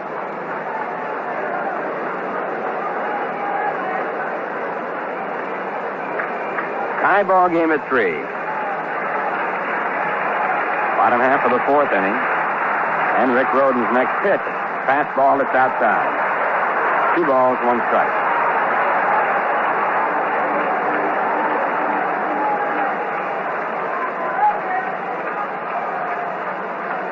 Now the signs are out, and the next delivery on the way, and it stops up on the third base side, moving back as Ron say. He's being run off the play by the shortstop, Bill Russell, and Russell puts it away for 2 men away. That'll bring up Blake McBride. McBride has walked the 4th in a run, 7 RBI, his second of the series. And, of course, he gets a hand for the fine throw that cut down Rusty Baker trying to score the go-ahead run in the top of the 4th inning. McBride 4 for 10, batting .400 in this championship series. LCS, they call it, League Championship Series. And Hooton into the windup, and here's the pitch to McBride, a hard ground ball right at Russell at shortstop. He fields it on the artificial turf and lobs it over to first base, where it's taken by Garvey, and the side retired in order. And the score at the end of 4, the Dodgers 3 and the Phillies 3. More auto racing news. British Formula One driver Ian Ashley was flown to a hospital with his legs and wrist broken today after his racing car became airborne in qualifying for the Grand Prix of Canada, colliding with a folding setup for an unmanned trackside television camera. Ashley was stuck in the car for 45 minutes before he was taken to the track hospital, from where he was flown by helicopter to Toronto's Sunnybrook Hospital. He was conscious and in stable condition. The 2 pitching staffs, Philadelphia and the Los Angeles Dodgers. When the Phillies starter got in trouble, they went to their bullpen. Warren Brewster came in for only 2/3 of an inning, and now another man from the bullpen, Ron Reed, moving in to pitch the 5th inning against Los Angeles. When the Dodgers got into trouble early for long relief, they went to one of their starters, Rick Hooton. The Dodger bullpen has not been as effective as Tommy Lasorda would like, and therefore he has talked about using both Hooton and Doug Rao, a left-hander, in the bullpen, and now Hooton is in that ball game. We'll have to see how it develops. We've gone through 4. We're all even. Dodgers 3 runs, 7 hits, no errors. Phillies 3 runs, 2 hits, and no errors. Now let's bring in Ralph Kiner. Okay, Jerry Coleman. Reed had a record of 7 wins and 5 losses in the regular season with 15 saves. He had an earned run average of 2.76, and he was in 60 ball games. In this series, he has appeared once before. He went 2 innings, gave up no runs on 2 hits while striking out 2 and walking 1. And Reed will be working to the second baseman, Davy Lopes. Lopes 3 for 11 in the series, 0 for 2 in this ball game. And Reed, who throws a good changeup along with a sidearm fastball and a slider and curve, starts off with an overhand fastball this time for ball 1. Throws the ball from all around. Basketball player at Notre Dame, also played with the Detroit Pistons. And the next pitch is swung on and missed. It's 1-1.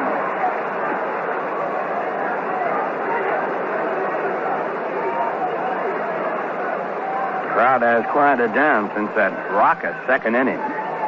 And the next pitch is hit hard to the shortstop, Larry Boy. He gets in front of it, slingshots the ball to first base, and Davy Lopes to quick out. Now it's Bill Russell coming up. Russell lined to second and fouled out. It's 2 times up. Bill with 2 hits and 11 times up. Wind is no factor in this ball game, and it seldom is in this stadium. It's an enclosed circular stadium. And the first pitch to Russell, a called strike. 330 down each line, 371 in the power alleys, and 408 in straightaway center field. The fence is 12 feet high. And it's artificial turf. Next pitch is lobbed out and back a third, and coming hard is Luzinski. He lets it drop in front of him as he plays the safety hop. And going into second base with a double is Bill Russell. So Luzinski, and we got artificial turf here, afraid to take the chance of trying to come in and shoestring it, and if he misjudged it on the shoestring, if it gets by, it's got to be inside the park. It's a whole new ball game when you play on artificial turf. Fences were lower here in the early days of Veterans Stadium. They raised the fences to 12 feet, hoping to keep the ball in play. When the balls would go to the outfield, they would bounce over the fence for ground rule doubles, and they would lose 3 base hits. Now the first pitch to Reggie Schmidt, who is 0 for 2, is taken for a ball. Reggie 2 for 10 in the series. And the pitch back to the left-hand batter, the changeup, but it's out of the strike zone. 2 balls and no strikes.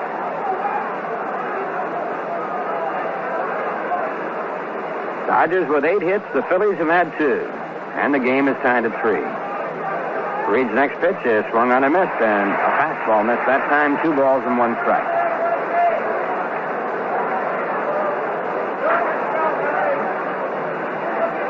Reggie steps out of the batter's box. Now gets back in. Holds the bat very high.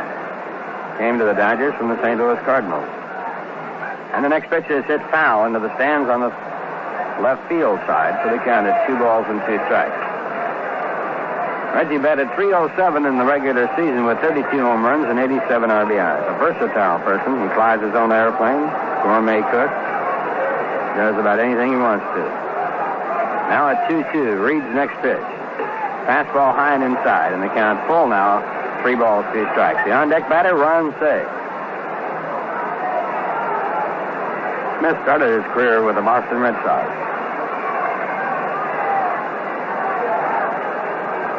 Has one of the great arms in baseball history. 3-2 the count. Here's the pitch, and it's a check swing, and Reggie Smith is called out by home plate umpire Harry Wendelstadt. Smith checks to see whether or not it was a swinging strike or a called strike. Wendelstadt again in the controversy, and that strikeout the 3rd time that Reggie has gone back to the bench with the bat in his hand. First strikeout for Reed, and with 2 men out, the batter will be Ron Cey.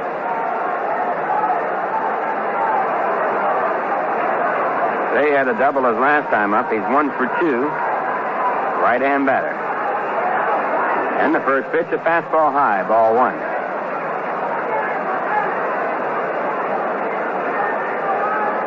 They're giving credits on the message board for all the media coverage, radio and TV-wise, and it'll take about 20 minutes to get all the names up there. This thing is really being covered. Cey swings at the next pitch, a fastball, 1 ball, 1 strike.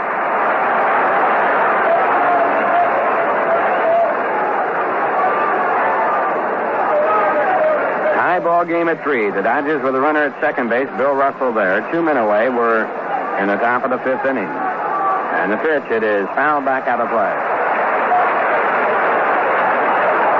1 ball, 2 strikes.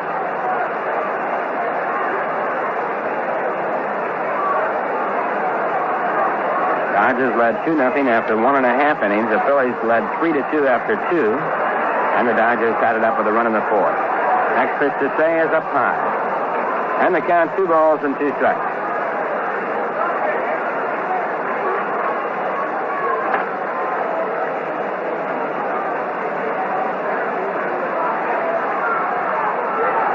Once again, the signs are out, and a 2-2. The pitch by Reed. Cey checks the swing and fouls the ball off on the first base side. Grounded out to the right side. And it remains at 2 balls and 2 strikes. Ron Reed started his career as a starting pitcher for the Atlanta Braves. In 1969, he won his high in the Major Leagues, 18, as Atlanta became the Western Division champions and lost to the Mets. And a swing and a miss, and Cey is struck out, and that ends the inning. Reed getting his first 2 strikeouts of the ball game. No runs, 1 hit. A man left at second, and the score at the end of 4.5 innings. The Dodgers 3 and the Phillies 3. Well, this is a ball game that belongs now to the relief pitchers. Larry Christenson, Warren Brewster, and Ron Reed have been in there for Philadelphia. And for the Dodgers, Burt Hooton and Rick Rhoden. And for those of you who may have missed the histrionics in that second inning with Burt Hooton on the mound for the Dodgers, he was sailing right along.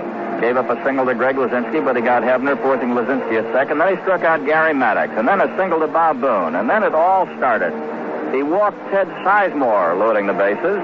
Larry Christenson, the pitcher, came on, and on a questionable call, it seemed to upset Hooton. He walked off the mound and started talking to himself, and for some reason, this seemed to activate the fans here at Veterans Stadium in Philadelphia, because Christenson, amid the roaring of the crowd, drew a base on balls to drive in 1 run. Then following walks to McBride and Boa, and suddenly the Phillies had moved ahead 3-2. The Dodgers have since tied it, and that's where we stand right now.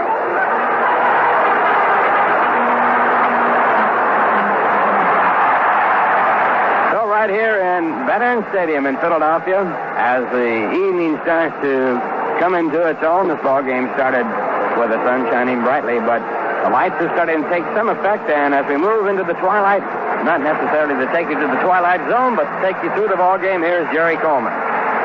Okay, Ralph Kiner, Larry Boa, Mike Schmidt, and Greg Luzinski are coming on. The Phillies, although they have 3 runs and the game is tied at 3 apiece, have only a couple of base hits. Luzinski and Boone, singles in the second inning, have been hit. Rick Rhoden in relief of Burt Hooton now on the mound for the Dodgers, and the tall right-hander is ready with the first one. It's on the way to Boa. Fouled off, strike one. Larry Boa bounced to short and drew a base on balls, and it was his walk that forced Burt Hooton out of the ball game and brought in Rhoden, who retired the side on one pitch to Mike Schmidt. A dramatic ball game thus far. A key ball game. Tomorrow it's Carlton and John. Boa started a bunt, pulls his bat away, and takes it low and outside. 1 ball, 1 strike. Ron Say is very tight at third base, looking for the possible bunt. Bill Russell, the shortstop. Dave Lopes at second. Steve Garvey at first. All very shallow. Boa with good speed. Waiting, and the pitch on the way by Rhoden is outside. 2 balls and a strike. The outfield shading to the left side. Dusty Baker left field. Rick Mundy in center. Reggie Smith in right. A huge gaping hole in right center. Here's a 2-1 pitch to Boa. Pops it up and comes back into the stands out of play. 2 balls, 2 strikes. Boa had 4 home runs this year, matching his entire major league output the first 7 years. He has a total of 8 now. Boa waiting. Rhoden checking him out. Boa is 2 for 9 in the action. Waits for the next one and pops it foul again. That's over the Dodger dugout into the crowd. The count stays 2 balls and 2 strikes. Phillies, after Boa, will send up their big guns, Mike Schmidt and Greg Luzinski.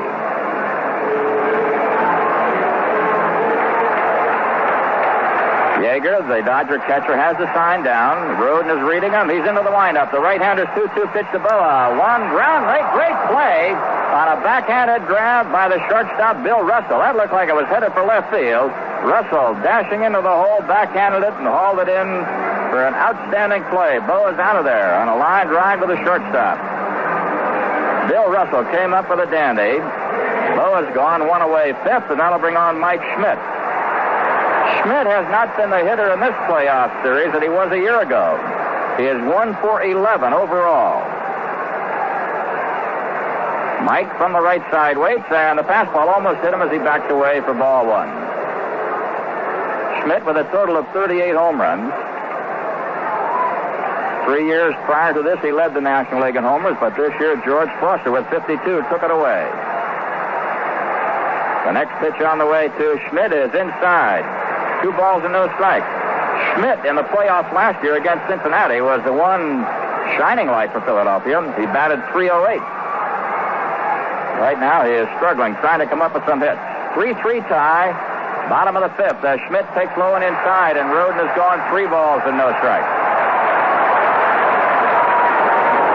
Veterans Stadium, Philadelphia. Cloudy, overcast day now. It started that way, then the sun came out, and now the clouds are appearing again. A 3-0 delivery, and it's good for a strike, 3-1. 3 balls, 1 strike, 1 down.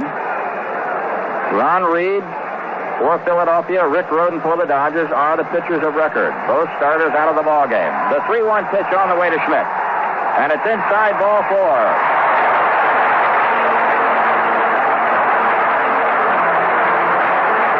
The second walk given up by Rhoden. He has not allowed a base hit, but he has walked 2 men. He walked Luzinski in the 3rd, and now opening up with 1 down here in the 5th inning, he walks Mike Schmidt. Luzinski, who has 1 for 1, a single and a base on ball. The Bull put the Phils on the board at Dodger Stadium with a booming home run in the 1st inning. He's in there right now, and the throw is taken outside. A snap throw by Yeager to first, and Schmidt gets back. Schmidt stole 15 bases this year. He's got good speed, possibly one of the greatest big athletes going in baseball today. He can do it all. He can run, he can throw, he can field, he can hit, and hit for power. So Schmidt on at first base, Garvey holding against him. Infield swung way off to the left, loped well toward second as Luzinski waits. Here's Rhoden's delivery, and it's in there. 1 ball, 1 strike, a hard slider, got the outside corner. Schmidt with 15 stolen bases this year is on at first base. He was cut down 8 times. A 1-1 count as Roden steps back off the rubber, checks the runner at first. Dodgers 3 runs, 8 hits. The Phillies 3 runs and 2 hits. Here's the pitch to Luzinski, and it's high and inside. 2 balls and a strike.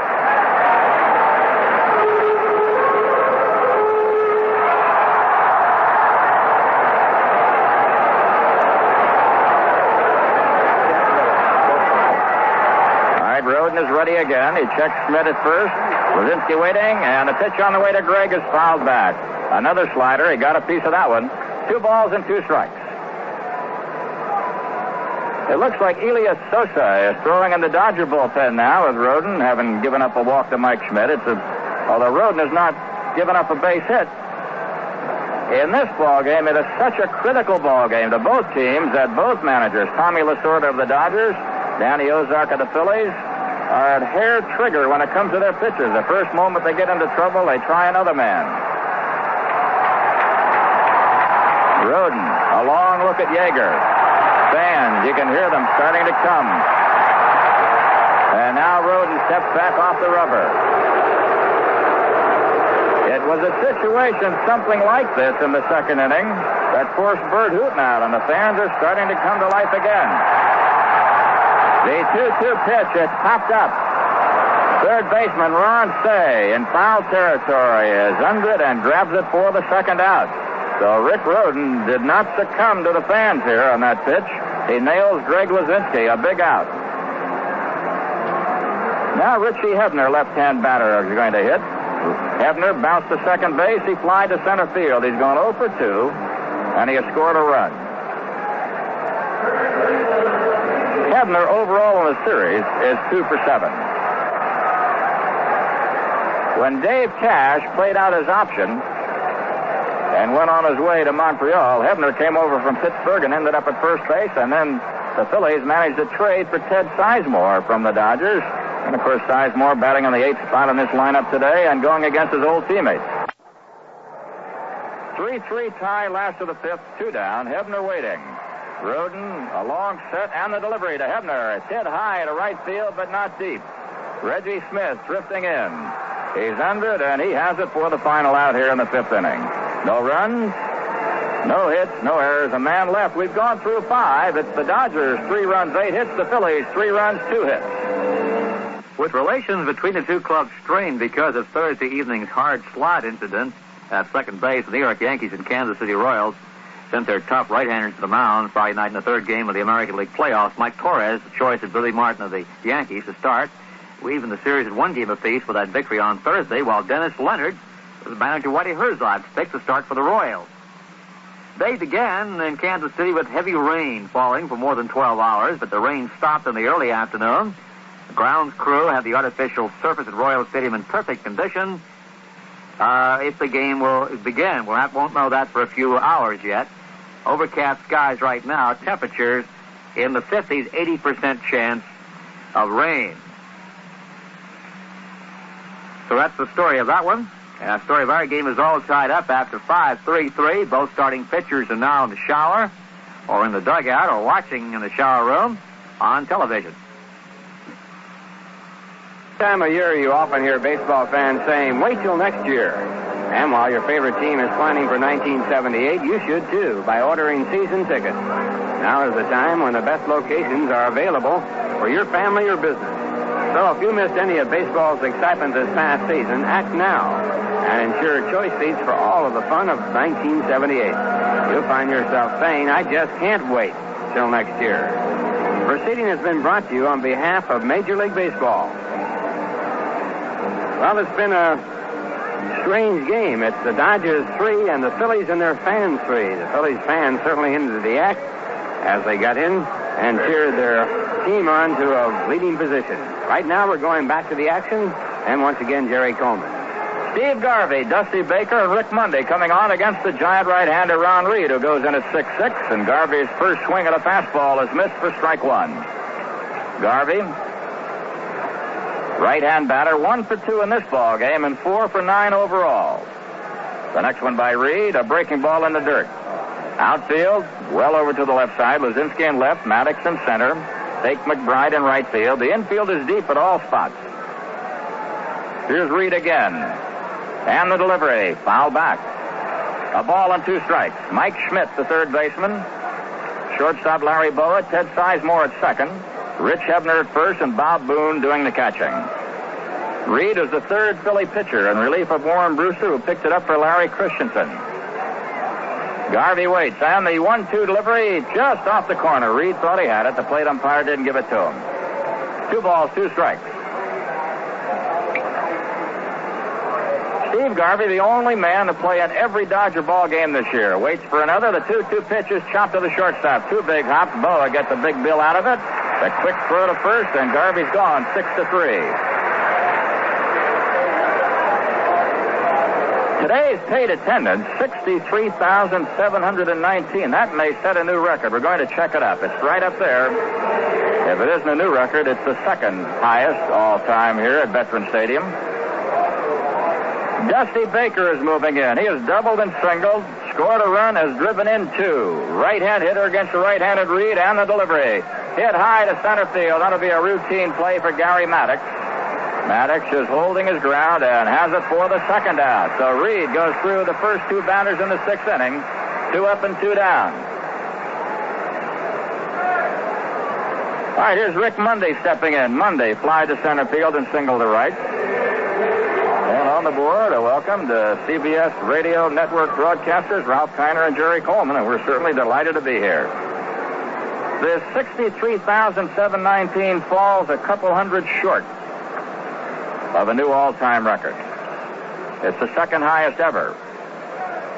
They pitch to Rick Monday. The first one by Ron Reed, low, ball 1.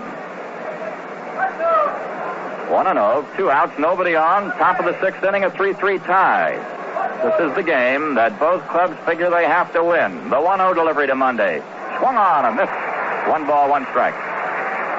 Rick Monday has had some severe back problems, but talking to him before the game today, he said, I am 100%.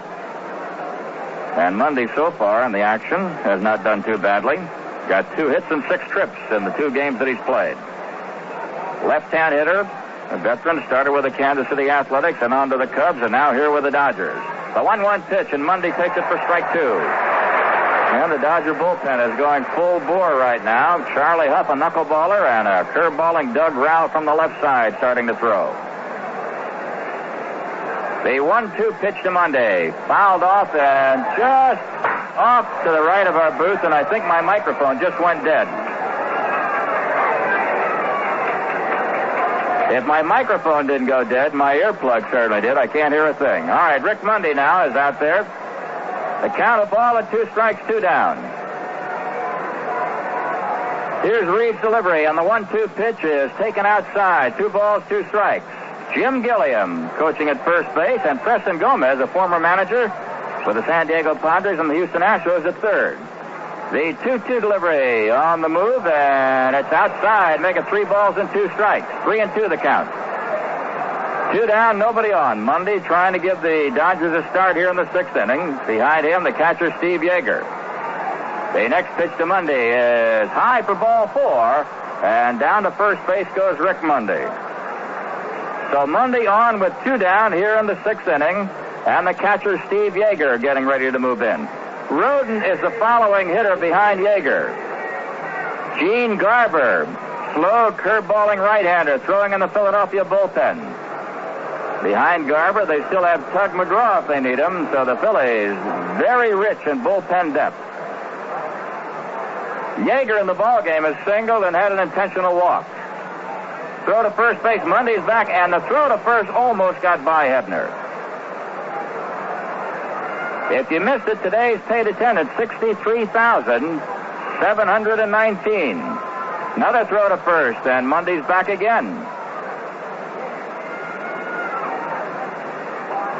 All right, Rick Mundy with the lead, maybe about 8 feet off, edging up towards second base. Yeager waiting at the plate. A dangerous batter. He's not an average hitter, but he can hit the long ball every now and then. Another throw to first, and Mundy gets back again. It's a 3-3 tie. We are in the top of the 6th inning. Dodgers are batting here at Veterans Stadium in Philadelphia. Ron Reed throws to first again. 4th time he's gone over there. Let's pause 5 seconds for station identification. This is the CBS Radio Network. This is the American Forces Radio and Television Service. All right, Reed with the set.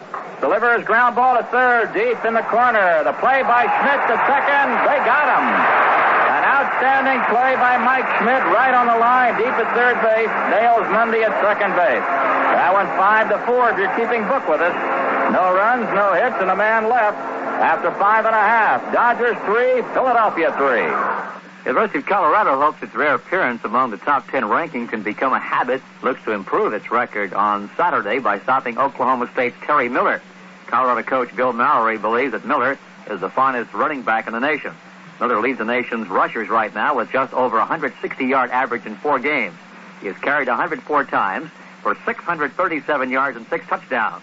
Miller is Oklahoma State's lone offensive threat, though, situation reflected in their 2-2 record this season.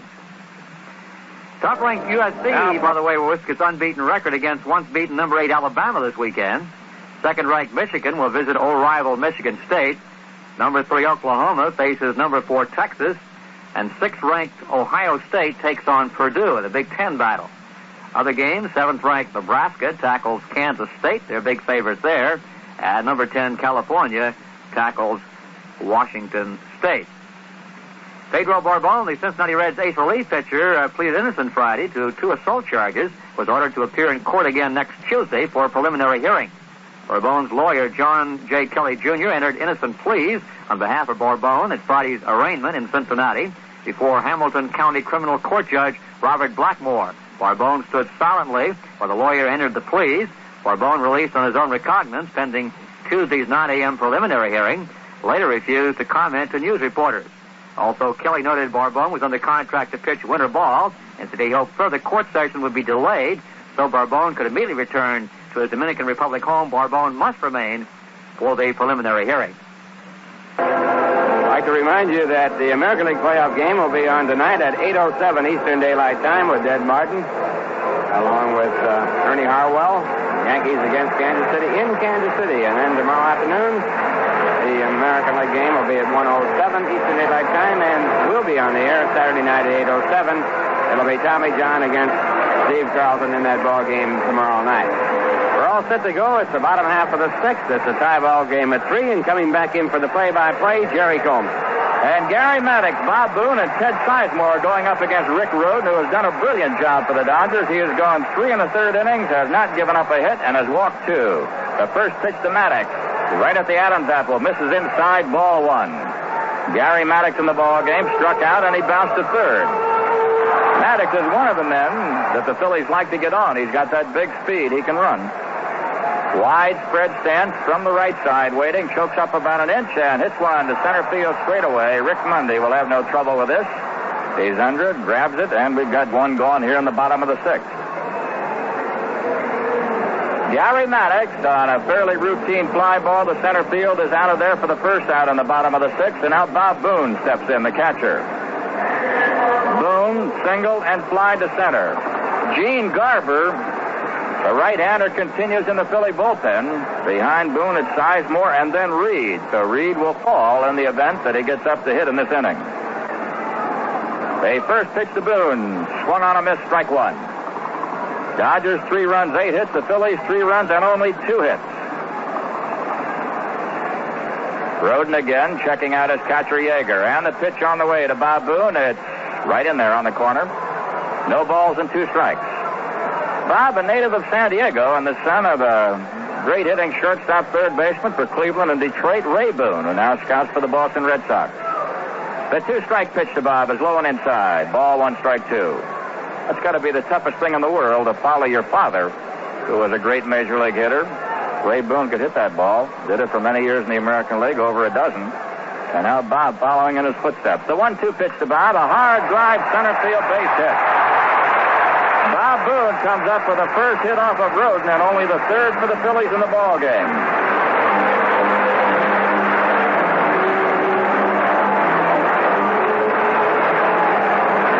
Tim McCarver has moved into the on-deck circle, so he'll be batting for Ron Reed, provided Sizemore doesn't pop into a double play. A 3-3 tie. We're in the last half of the sixth inning. Rick Roden blowing on his hand. In this type of weather, they'll allow you to do that. Normally, you cannot do it. You have to have permission from the umpires. The first pitch on the way to Sizemore, swung on a miss, strike one. Ted walked and scored a run in the second inning. Then he tried to bunt for a base hit, pushing it out towards second, and Lopes made a fine play to get him. Sizemore, a little guy, formerly with the Dodgers, waiting. Here's Roden's delivery to Ted. It's chopped away on the left side. No balls and 2 strikes. Lance Rotson, a left-hander, is throwing down on the Dodger bullpen along with another left-hander, Doug Rao. So Rao, a more experienced pitcher, one of those cutie kind of a guys who try to get you an off-speed stuff and set you up for a fastball that isn't all that fast, but looks better than it is. And Rotson, not a bad throwing left-hander, but a rookie. 3-3 tie, sixth inning. Phillies have a runner at first base. Sizemore apparently broke his bat, is going to get another one, and he comes out to take his shot.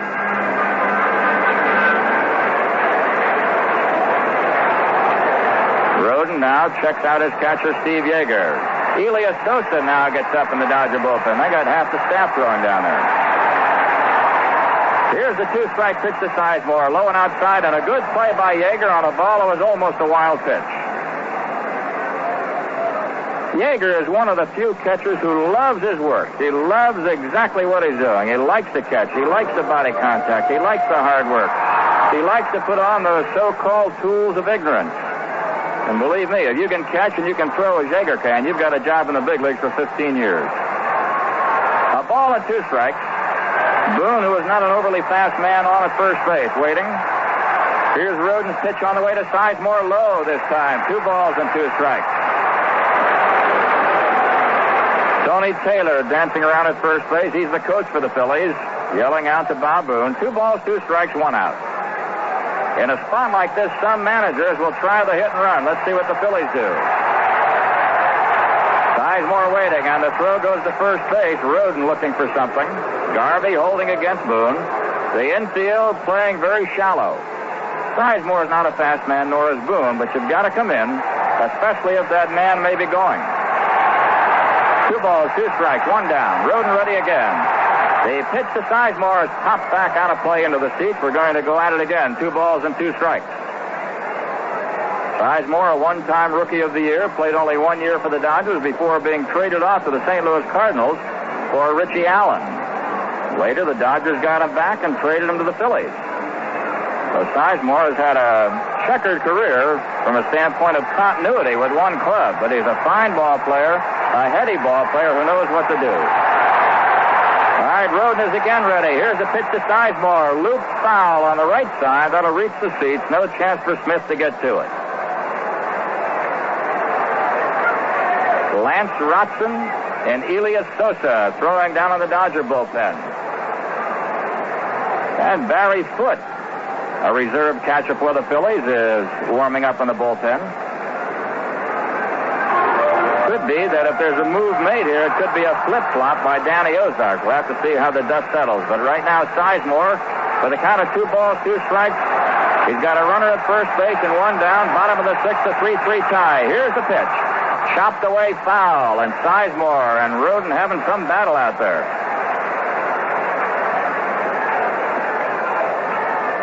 Well, Roden got the ball and bounced it on the AstroTurf like it was a basketball and said, hey, let me try another one. Baseballs are built to specification, but they're not all the same. And more than likely, a pitcher will get a ball that just doesn't have that feel. Maybe the seam doesn't feel right.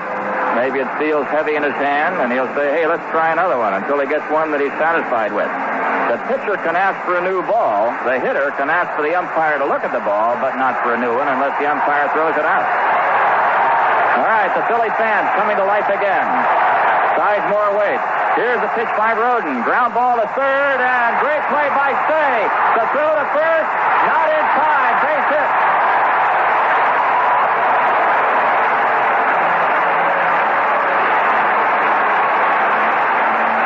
Real good backhand play by Ron Say as he went far to his right side to backhand it in foul territory. His momentum was taking him away from the field. He threw over to first base. It was not a hard throw, a one-hop throw to first, and Sizemore beat it out. So now the Phillies are going to the bench as they have runners at first and second and one man out. Here as they bat in the bottom of the sixth inning.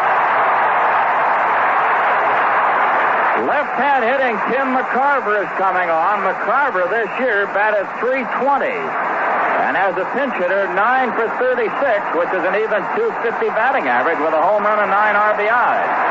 A very valuable man. And those Philly fans again, I'm sure you can hear them in the background, starting to come to life. McCarver waits. Here's a pitch. Fouled away, strike one. McCarver, who is Steve Carlton's special catcher, caught the first ball game, and he went 1 for 3 with a walk, a single, and a run scored. Left-hand batter, the tie-breaking run at second base in the person of Bob Boone. Ted Sizemore at first base. A 3-3 tie, last half of the sixth inning. Here's the pitch to McCarver, a tie for a ball. 1 ball and 1 strike. Tim McCarver, one-time St. Louis Cardinal star catcher in their heyday, the days of Bob Gibson and company. Has that front foot to right one almost on top of the plate. He's waiting. Roden is ready. Here's the delivery as the runners move up and a tie. 2 balls, 1 strike. Rick Roden now running into a little bit of a rival death spell here. He walked one man in the third inning. Got out of it with no trouble. He walked a man in the fifth. Got out of it with no trouble, but he has fallen behind hitters here in the sixth inning and has given up back-to-back singles. 2 balls and 1 strike to Tim McCarver. Bob Boone at second base. Ted Sizemore at first. And now time is called. As the fans here at Veterans Stadium start that crescendo, he just stepped off the rubber. There they go again. The 2-1 pitch is high. 3 balls, 1 strike.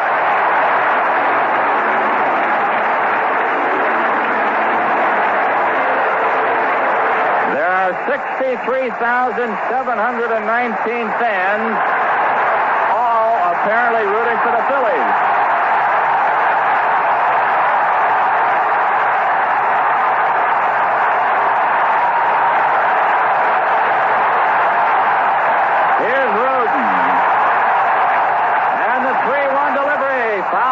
A full count. If Roden can overcome this route, he may quiet these people, but until they do, they're going to keep going. Philadelphia Philly fan is a very long-waiting fan. They are looking for their first championship ever in baseball. They have never been able to win a championship in 1915. They were defeated in the World Series 4-1.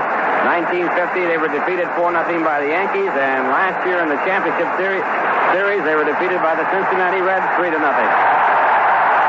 We've got a 3-2 count. Runners at first and second and 1 away. McCarver batting for Ron Reed is waiting. Here is Roden. The pitch fouled away, and we're going to do it one more time. Danny Ozark with Bob Boone at second base and Sizemore at first did not have his men going. Behind McCarver, the left-hand hitting Bake McBride.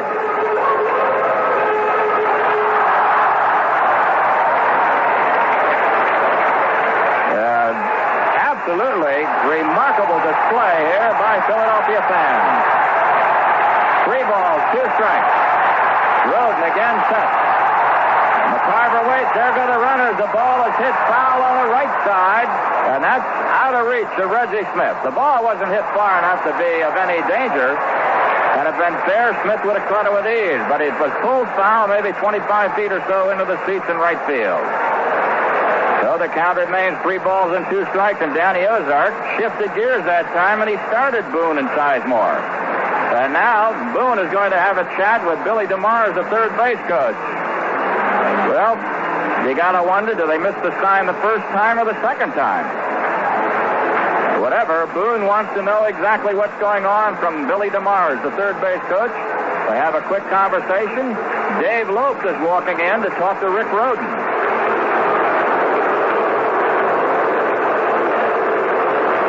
Lance Rotson, the left-hander, Elias Sosa, the right-hander, continue to throw in the Dodger bullpen. A dramatic part of the ball game.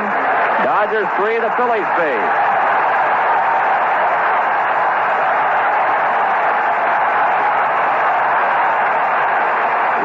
Checking out his catcher, Yeager. McCarver waits. And an attempted pickoff does not come to life. Rhoden turned around to throw to second. Russell trying to creep in behind Boone, but Rhoden didn't throw the ball, just stepped off the rubber and held onto it. Now Sizemore with a big lead at first. Boone off at second again. McCarver at the plate. There they go. Here's the 3-2 pitch hit high in the air to right field. An easy play for Smith. The runners retreat in a hurry as Reggie Smith grabs this for the second out. Good job by Rhoden. 3-2 and 3 pitches with the count. 3 balls and 2 strikes in the strike zone. The first 2 fouled off, and he got the third one over and a fly ball for an out to right field. Rick Rhoden is still a very young pitcher. Rhoden, 24 years old on May the 16th. Is only in his second full year as a big leaguer. He's had about 2.5 years in the big leagues, and believe me, he's got some ice water in him. He came on the second inning when Burt Hooton was forced out and got Mike Schmidt on 1 pitch, and in trying circumstances has nailed pinch hitter Tim McCarver. Now here's Bake McBride. 2 down, runners at first and second, bottom of the 6th. 3-3 tie. McBride from the left side has gone 0 for 2 in the game, and here's the pitch. Inside, ball 1. McBride, who wears a full beard, he was acquired from the St. Louis Cardinals for Tommy Underwood. It's been a big trade for both ball clubs. The Phillies are delighted with it. Rhoden now looking into his catcher. Sizemore at first, Boone at second, drifting off. The 1-0 pitch to McBride. Hit on the ground to second. Grabbed by Lopes. The play to short. At second base, it's Russell. He's got it. And that takes care of the Philadelphia Phillies in here in the 6th inning as Bake McBride forces Ted Sizemore at second base. For the Phillies, no runs. A couple of base hits and 2 men left. We go to the 7th. It's all even. Dodgers 3, Philadelphia 3. Al McRae, one of the key players in the Kansas City Royals, will be inducted into the Florida A&M University Sports Hall of Fame November 18th. McRae played baseball for the Rattlers in 1964 and 65, hitting .364 and .353 with 16 homers his first year and 19 his second. Other members of the FAMU Hall of Fame include tennis star Althea Gibson, former professional football players Bob Hayes and Willie Gallimore, and Jake Gaither. Well, in the regular season, these 2 teams played 12 times, and each team won 6 games, and each team won in their home area, winning 4 and losing 2. And the first 2 games of the series split, so this ball game tied at 3, so it couldn't be more even. And it's been an exciting series so far, and this ball game, a wild ball game, as far as the inclusion of the fans in the stands have had a great influence on what has taken place. In the 2nd inning, after Greg Luzinski had singled the left field, Richie Hebner grounded into a force play. Hebner at first base and Luzinski out.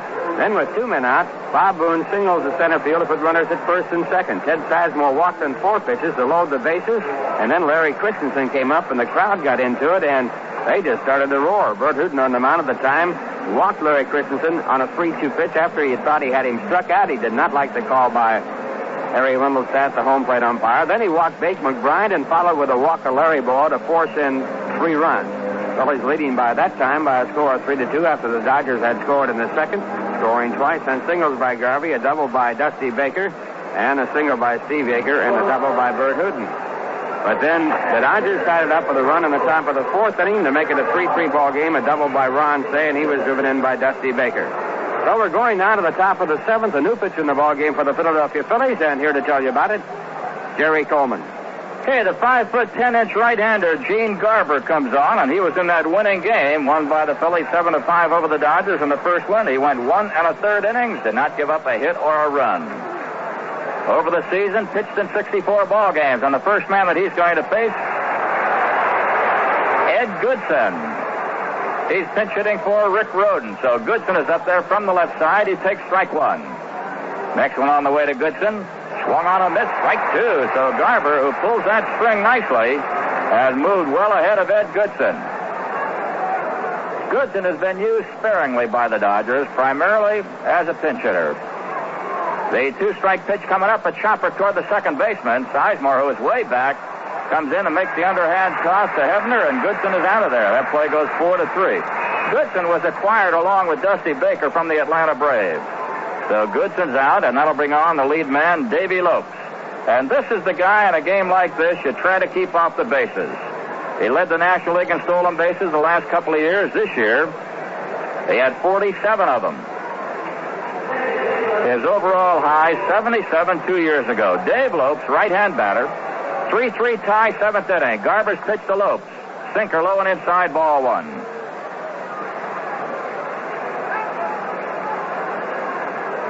Lopes from the right side choking up, and Garber delivers a curve that got the corner. 1 ball, 1 strike. Doug Rao, a left-hander throwing for the Dodgers in the bullpen right now. Here's Lopes, and he takes it away outside for 2 balls and 1 strike. They spread the infield on him. Bow in the hole at shortstop. Sizemore moves over into the hole at second and deep. Right on that line at third base is Schmidt. The 2-1 pitch to Lopes. A chopper to the shortstop. Boa had him played perfectly, and Lopes is out of there 6-3. 2 up and 2 down, seventh inning. Now Bill Russell, the batter. Russell lined to second base, popped up to third, and doubled with 1 out in the fifth inning. But right after that, Ron Reed struck out Smith and Say to get out of that inning with no further problem. Bill Russell waiting, and the first pitch to Bill. Right down there, strike one. Russell's off the end of the bat, maybe 2 or 3 inches. Bill, a dependable hitter, and is very tough in the clutch. The next one by Garber, in the dirt. Off the bat of Russell, apparently. Looks like a foul tip, and it goes no balls, 2 strikes.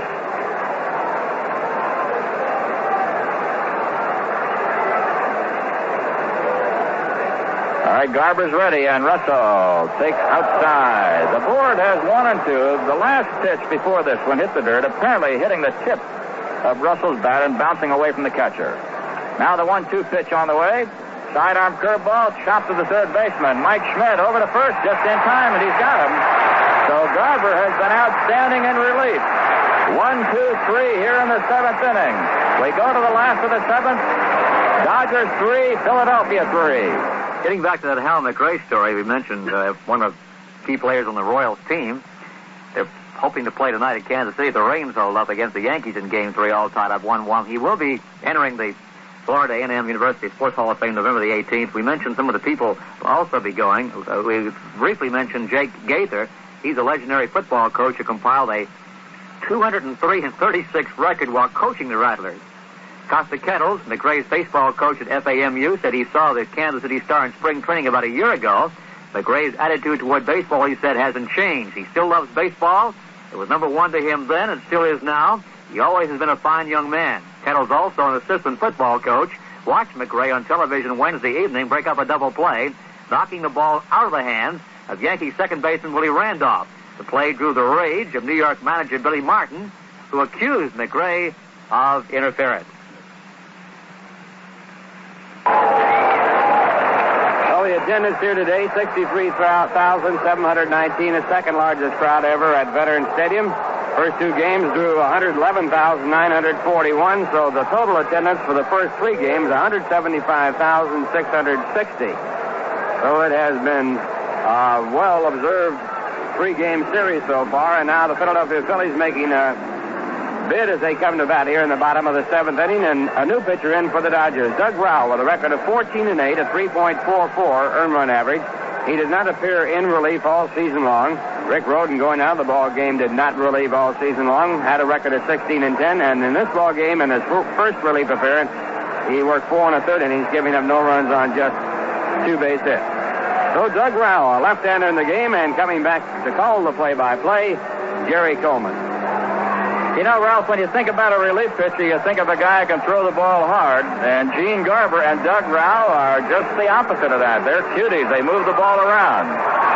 Doug Rao coming on.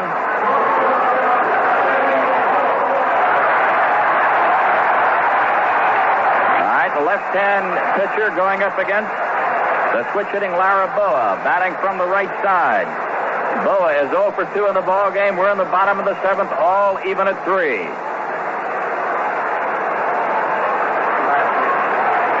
Doug Rao is ready, and the pitch on the way to Boa. It's in the dirt. A curveball low for ball 1. Dodgers 3 runs, 8 hits. The Phillies 3 runs, 4 hits. Dodgers got 2 in the first and 1 in the fourth. The Phillies got all of theirs in the second inning on 4 consecutive walks by Burt Hooton.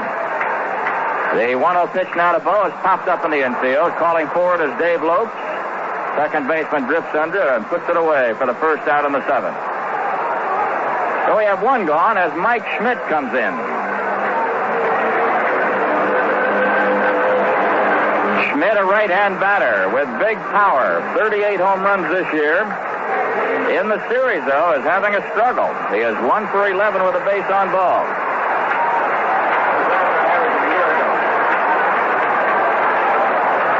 A 3-3 tie, the big guns. Schmidt at the plate. In the on-deck circle, Greg Luzinski. The first pitch to Schmidt is a breaking ball, low and inside, ball 1. Doug Rao tries to set you up with that slow curveball, then he'll slip the fastball by him.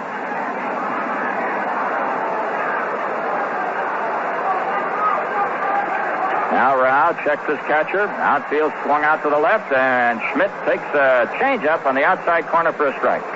A year ago, Doug Rao had an earned run average of 2.57. In fact, he went into the final game of the year with a chance to win the ERA and fell to pieces and lost it. Here's the 1-1 pitch. Schmidt chops it to third. Say right on the line. The throw across the diamond. Schmidt has gone 5-3. Now Greg Luzinski steps in, 2 down. Nobody on, last half of the 7th.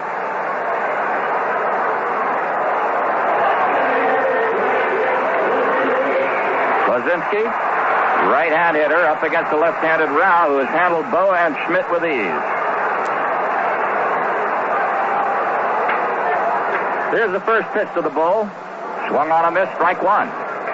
The Phillies have not really played much with that bat today. They've got 4 hits, but all of their runs, as we mentioned earlier, came in the second on 4 consecutive walks by the starter Burt Hooton. The 1-strike pitch to Greg is outside. 1 ball, 1 strike.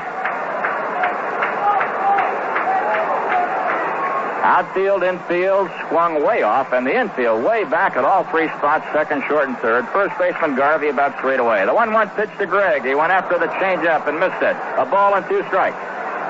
Elias Sosa, a right-hander, throwing in the Dodger bullpen. The Phillies have 1 more big bullpen star to come in if they need him. Tug McGraw, left-hander. Dodgers are using starting pitchers in their bullpen with the exception of Sosa. They got 4 1/3 brilliant innings from Rick Rhoden. Now they're getting 1 from Doug Rao, and there's a foul at the plate off the bat of Luzinski. The count stays at a ball and 2 strikes.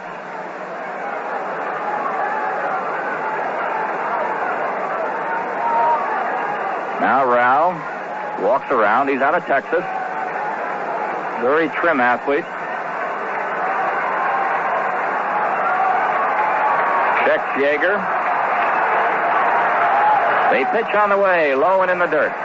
2 balls and 2 strikes. Rao this year won 14 ball games and lost 8.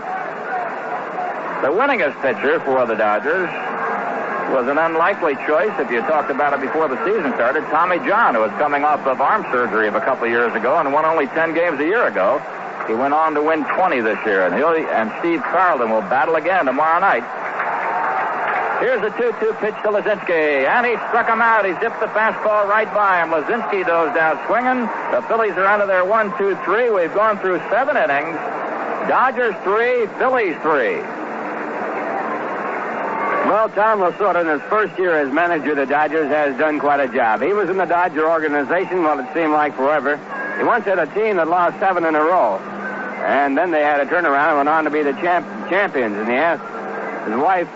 was asked by his wife how he did it, and he said, well, we lost the 7 straight games, and our team came in with their heads down, and I'll get your heads up. Don't ever let me see you with your heads down. How do you know that the 1927 Yankees once lost 9 in a row, then went on to become the world's champions, and maybe the greatest team ever? And then with that in mind, Lasorda's team went on to win. After listening to this, Mrs. Lasorda said, Tom, did the Yankees really lose 9 in a row in 1927? And Tom replied, how should I know? I was only 1 year old at the time. Well, that's the kind of a manager that Tom Lasorda is. He says, I'm just the luckiest man in the world. I'm a first-year manager, a beat-up third-string pitcher, and the son of an Italian immigrant, and I got this kind of a team. We're going now to the top of the 8th. The Phillies tied up with the Dodgers at 3-3. A big crowd on hand. The Dodgers led 2-0 after 1.5. The Phillies led 3-2 after 2. The Dodgers started in the 4th, and they have not put a run on the scoreboard since. So here in the top of the 8th inning, the Dodgers coming up, and once again, Jerry Coleman. You know, Ralph, I enjoyed that story about Tommy Lasorda and the 1927 Yankees losing 9 in a row. And there's one that you can really talk about even later than that. In 1953, the Yankees won 18 straight and then turned around and lost 9 in a row. That's hard to do when you think about it. Baseball is a game that you really don't know a lot about. It's a game of inches. And it was a matter of fraction of an inch as far as Burt Hooton, the starting pitcher, is concerned. So here's a guy who has been shackled all afternoon for the Dodgers, but he's a man you got to be careful with. It's Reggie Schmidt. He has struck out 3 times in 3 trips. And Garver's first pitch, hard ground ball to second. Sizemore has it, and Smith is out of there. So Garver, once again, gets his man. The play going 4-3. Ron saves the batter, bounced to third, doubled, and he struck out. Gene Garver is one of those fellows who had to work hard to get where he got. He started with the Pittsburgh Pirates, on to the Kansas City A's, then to the Phillies in 74, and make that the Kansas City Royals. And he has really struggled to get where he got, and he's become one of the best relief pitchers in baseball. The first pitch to Say is outside for ball 1. Outfield swung way off to the left. To Say awaits the next one. Ground ball to third. Schmidt over there on the line. A long throw. He's got it. Mike Schmidt once again shows that he can do it all. So Say is out. He hit a blistering ground ball. Schmidt actually caught the ball in foul territory, and that long throw across the diamond had to carry about 130 feet. It was on the money. Say is cut down for the second out, and in the 8th inning, the Dodgers have 2 down, nobody on, with Steve Garvey stepping in. Garvey 1 for 3 in this ball game. He is 4 for 10 in the series. They asked Garvey to go for power this year. He did. 33 home runs, 115 RBIs. He led the club, but he sacrificed his regular season of 200 base hits, something he's had the last 3 years before this one. He didn't get to the 200 base hit department this year.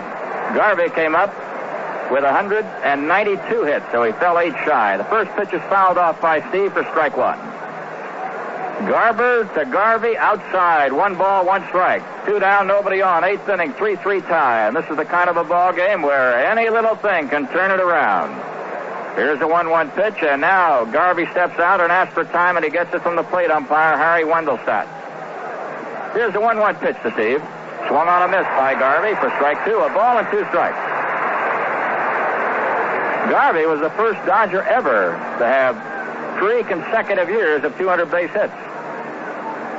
Now the 1 ball, 2 strike pitch to Garvey. Ground ball, shortstop Bo a little bit to his left. Easy play, and he's got him at first. So once again, Gene Garver has been brilliant, retiring the Dodgers in order in the 8th. After 7.5, Dodgers 3, the Phillies 3. Boston Celtics, convinced that veteran Dave Bing can help them this season, trimmed backcourt players Mike Dabney and Bill Lango on Friday, bringing their roster to 13 players. Dabney, a former Rutgers star from East Orange, New Jersey, had been a free agent. while Langloh, a fifth-round draft choice, University of Virginia, was the Celtics' fifth-round choice. The pair had been battling to fill a fourth guard spot on the squad until Boston signed Bing last week. The 34-year-old Bing, who left the Washington Bullets because he was not being played in key situations, scored 14 points against his former team Thursday in the Celtics' 118-115 loss. The Celtics now 2-2 in exhibition play, heading into a Saturday evening game against the Knicks in New York. Must make 2 more roster cuts before they open the regular season October 19th in San Antonio. Again, we have nothing official yet on the Yankee at Royals game tonight. A lot of rain, 80% chance of rain. They are trying to square off in the third game of the best of 5 after Ron Guidry pitched the Yanks to a 6-2 win of the Royals last night. Mike Torres is expected to go for the Yankees against 20-game winner Dennis Leonard. Started raining, as we said earlier, on Thursday night in Kansas City. Forecasters now say the rains will continue into the evening hours before dwindling late in the evening, but not in time for the start of the ball game. 8 teams so far in this game have had 10 men on base. The Dodgers had 3 runs on 8 hits and 2 walks. The Phillies have had 3 runs, 4 hits, and 6 walks in the ball game. Doug Rao has left the game after retiring 3 in a row. He pitched to Mike Schmidt and Greg Luzinski, and I'm wondering the reason why he was brought in was that he has that ball. It's a turnover screwball that is tough for a right-hand batter. Rao, a left-hand pitcher, just to pitch to Schmidt and Luzinski. He got them both out, and now it's Elias Sosa coming in the ball game, a right-hander, to work to Richie Hebner, Gary Maddox, and Bob Boone. And once again, here's Jerry Coleman. And Elias Sosa, the man who was the victim of the first game loss by the Dodgers. In that game, he went 2 innings, gave up 3 hits, a couple of runs, and that final run came in when he balked it in. So Elias Sosa is coming on against Richie Hebner, Gary Maddox, and Bob Boone. Sosa becomes the 4th Dodger pitcher and the 8th overall in the ball game. The Phillies have used 4. The Dodgers now have 4 of them in there. Richie Hebner bounced to second, fly to center, and fly to right field.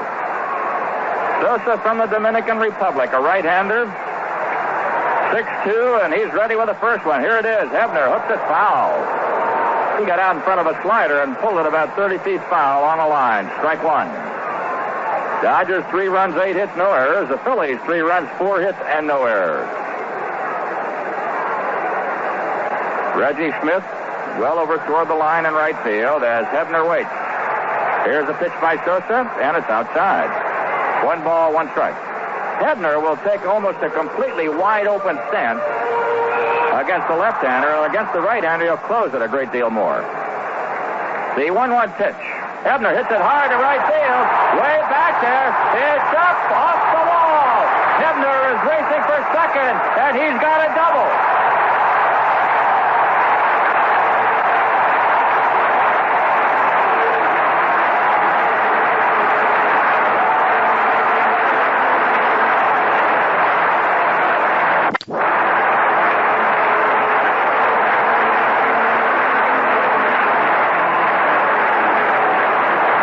No doubt about the ball being an extra base hit. The doubt was whether or not it would stay in the ballpark as far as the Dodgers are concerned.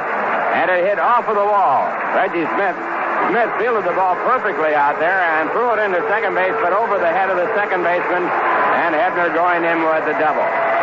And that could be the break in the ball game as far as the Phillies are concerned. They've got a man at second base, nobody out, and that represents a potential winning run.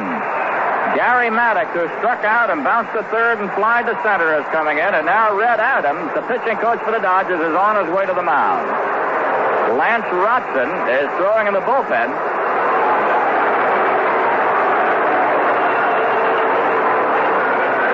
Now Red Adams and Steve Yeager having a chat out there. Mike Garman is out there as well. Lance Rotson and Mike Garman. Mike Garman, the right-hander, Rotson, the left-hander. And you have to believe that if they use Rotson, it'll be in a select situation against a left-hand hitter if one comes along. All right, Gary Maddox now. His job is to get the runner to third base any way that he can. Let's see what happens.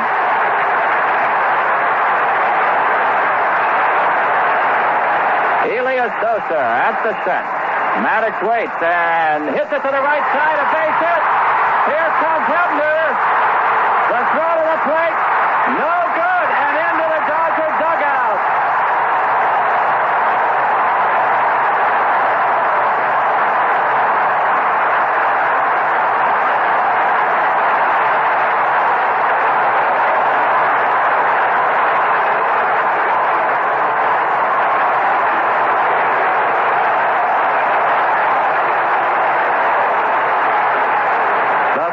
Have taken the lead, and over at third base is Gary Maddox with nobody out, and Bob Boone is moving in. It was the speed of Maddox that got him to third. He got the base that he was going to, which was second, and an extra base after it when the ball went in the dugout. And you take it from the time the ball leaves the outfielder's hand. So Maddox had passed first base when Schmidt threw the ball wildly into the dugout. It's 4-3 Philadelphia. Bottom of the eighth. Sosa kicks with the infield in, and there's a pitch out. It's outside, ball one. That sometimes can be a very tough play for the umpire. It's when the outfielder releases the ball that the runner will be awarded bases. And Maddox, with good speed on a low hit ball, very slow hit ball to right field, had passed first base when Smith released the ball. It went into the dugout, so Maddox got second, the base he was going to, and one additional base. One away. Bob Boone, the batter. Nobody out. 4-3 Philadelphia, eighth inning. A ground ball to stay at third. Maddox is frozen right there. The throw is wide. An error by Ron Say. Bob Boone down to second base on a throwing error by Ron Say.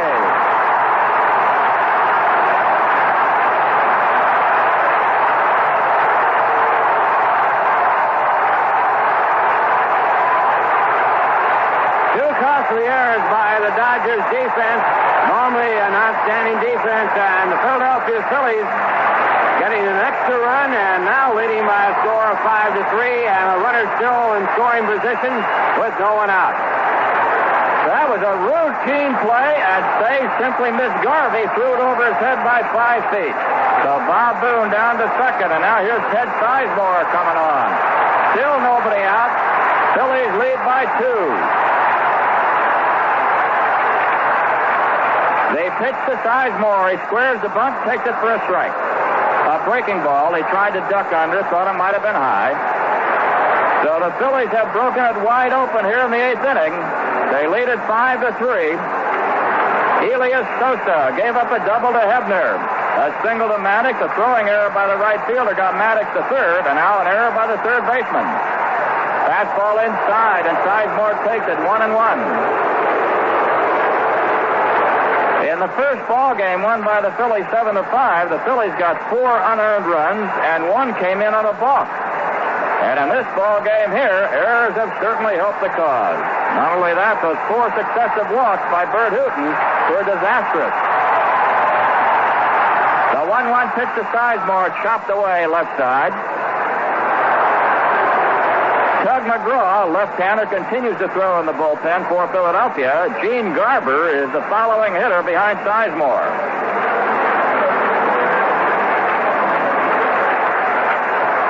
Sizemore has walked, tried to bunt a ball for a base hit, was thrown out by Lopes, and then had an infield single. Bob Boone at second base with the lead. Sizemore is waiting. Here is Sosa's delivery. And it's fouled off his foot, and he's got, oh, that hurts. I can feel it from here.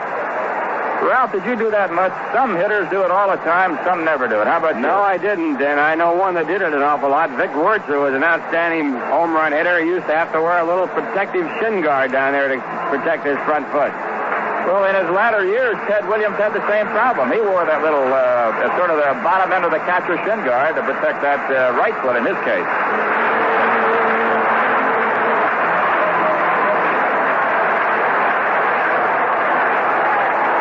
Sizemore now is trying to get the effects of that foul off that left foot to go away. I had a roommate, George Metkovich, Catfish Metkovich, and we were out at a swimming pool one time, and someone said, George, you sure got fine-looking feet. And he said, yours would look as bad as mine if you fouled as many balls off your feet as I did. He wasn't a bad hitter. He came over to the White Sox later and had some pretty good years. All right, Sizemore's back in there. The count is a ball and 2 strikes, nobody out. 2 runs across. Bob Boone at second base. 5-3 Philadelphia, last half of the 8th inning.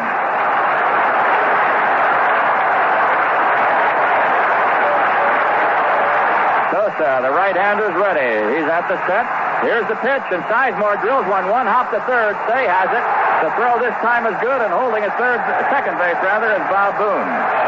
So Boone has to hold at second as Sizemore hits a 1-hopper to the third baseman, Ron Say. The play goes 5-3. Now Gene Garber is going to come up and do his thing. And Garber's getting a standing ovation by the fans here. Veterans Stadium, Philadelphia, Pennsylvania. Garber is an excellent relief pitcher, but not much of a hitter. He has gone 0 for 10 for the year. Looking for his first hit of 77. Infield, shallow, the outfield the same. Say tight at third, Garvey at first. Boone drifting off at second base, 1 down. And Garber squares the bunt, and he does, but it's foul on the third base side. Well, if you just tuned in, we went into the bottom of the 8th inning tied at 3. Sosa came in for the Dodgers. He served up a booming double off the wall to Richie Hebner. Gary Maddox hit a low single into right field.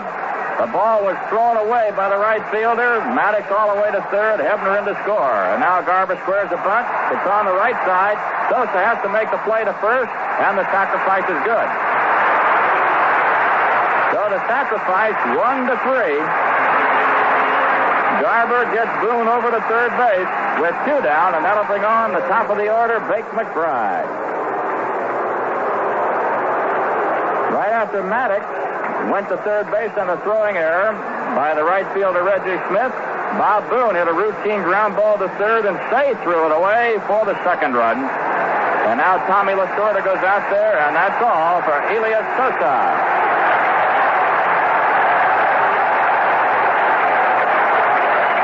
Left-hander Lance Rotson is coming on. So Rotson making his first appearance in this series. Coming in there, and he'll be going up against the left-handed hitting Bake McBride. Ralph? Just want to take a minute now to remind you fans that there's lots more baseball excitement for you on most of these stations. The World Series, of course, starting October 11th, CBS Radio Sports will bring you all the play-by-play action as the 2-league winners fight it out for the World Championship. We need not miss this. Not a single game. Take along a portable wherever you go and follow the World Series over most of these CBS Radio Network stations. Left-hander Lance Rotson, and possibly one of the most exciting games we've had in the series, although we certainly had a dandy in that first game that's coming on. He's a young man out of Pottsville, Pennsylvania, not too far from here. 6'1", 205-pounder. A rookie left-hander stepping in there, and in his rookie year, he went 4-1 with a 4.29 earned run average. Rotson did not start a ball game, appeared in 25 games in relief, and this is number 26 in 1977 for the Dodgers. So Lance Rotson going up against the left-hand hitting Bake McBride as manager Tommy Lasorda goes for the percentages. Let's see how it develops. At third base, you've got Bob Boone, and if you're in that infield for the Dodgers and Bake McBride is up there, you've got to be ready for the possibility of a bunt. McBride from the left side. Rotson is ready, and the pitch is low, ball 1. Phillies 5, Dodgers 3, last of the 8th inning. McBride today is 0 for 3, 4 for 12 in the series. The 1-0 pitch, and he takes it outside, 2 balls, no strikes. Rotson was 1-1 against the Phillies this year.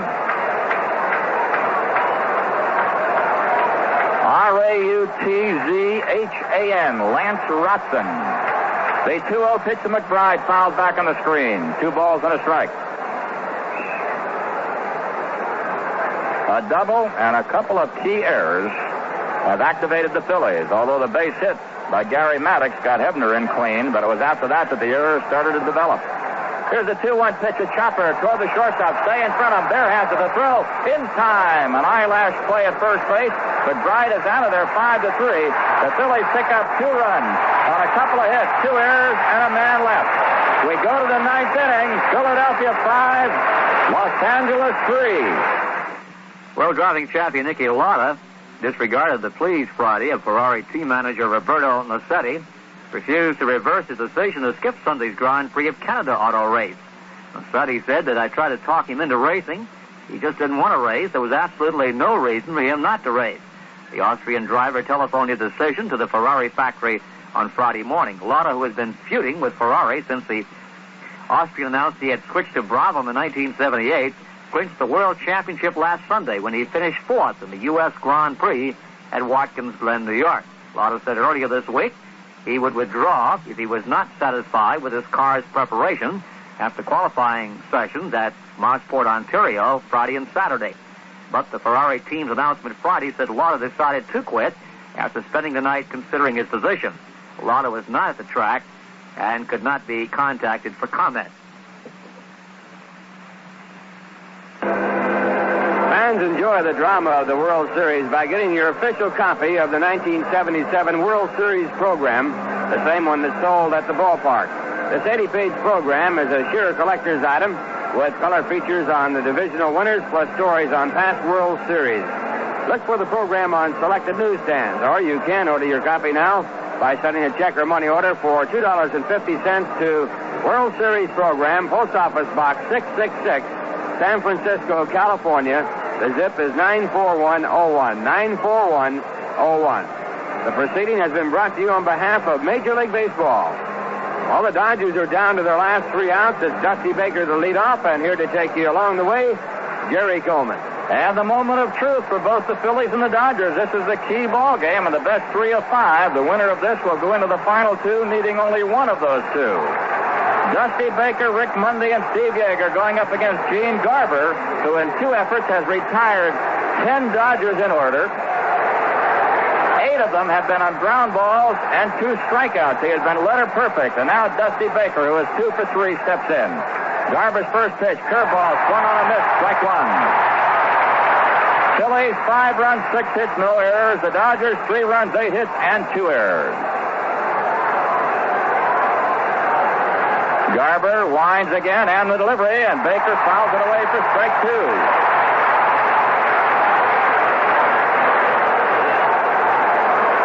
Dusty Baker trying to get the Dodgers back into this ball game tomorrow night at Steve Carlin and Tommy John in a repeat of the first game starting pitchers.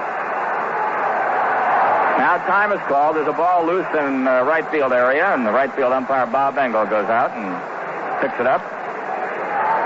Tug McGraw is throwing in the bullpen for Philadelphia. Garver came on the 7th, retired the side in order in the 7th and 8th.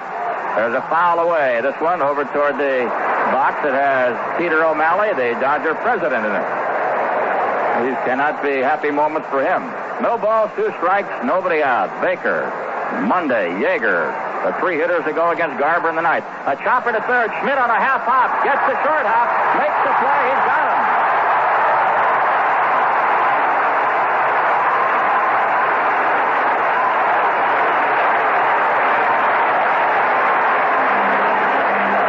An excellent reaction play by Mike Schmidt. On a tough hop, he came in and short hopped it. And, man, I'll tell you, he made the big play to get that first out, and that's the one they wanted. Now here is Rick Mundy stepping in, who singled, walked, fly to center field. Garver has had 7 outs, all to the infield. Nobody's hit the ball in the air yet. A brilliant job by the right-hander. There's a sinker low to Rick Mundy, ball 1. Now Bob Boone goes out to have a chat with his pitcher. They kind of have a split defense on Monday. The outfield goes to the left side, the infield to the right side. They figure if he hits the ball in the air, it'll go to left center. On the ground, it'll be pulled to the right side. And Sizemore, the second baseman, is about 6 to 8 feet behind the imaginary line that would normally dictate the outfield grass. Garver, a little guy out of Pennsylvania, pitching brilliantly. Into the windup. The 1-0 pitch to Mundy. Ground ball to second. Sizemore sits on it. 2 outs.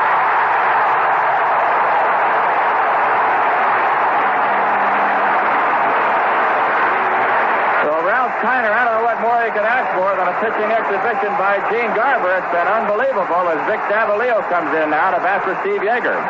No question about Garver having command right here, and of course it's down to 1.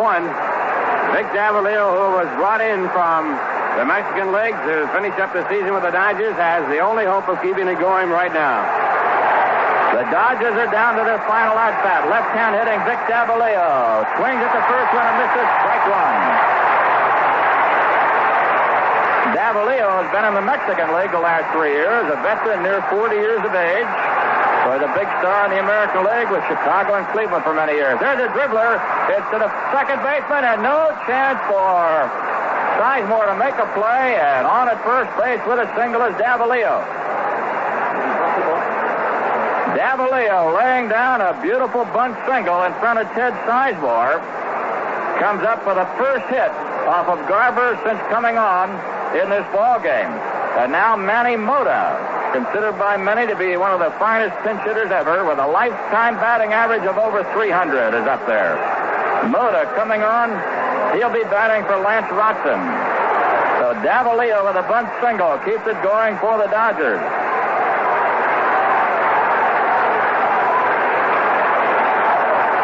Manny Mota, right-hand batter. Mota in his first appearance in the series batted .395 this year. Waits for the first one, and this one is on the corner for a strike. Mota as a pinch hitter was 14 for 36. Davalillo at first. 2 down. Had a pinch hit home run in the last game of the season for the Dodgers, his first since 1975. Mota swings and misses. Strike 2.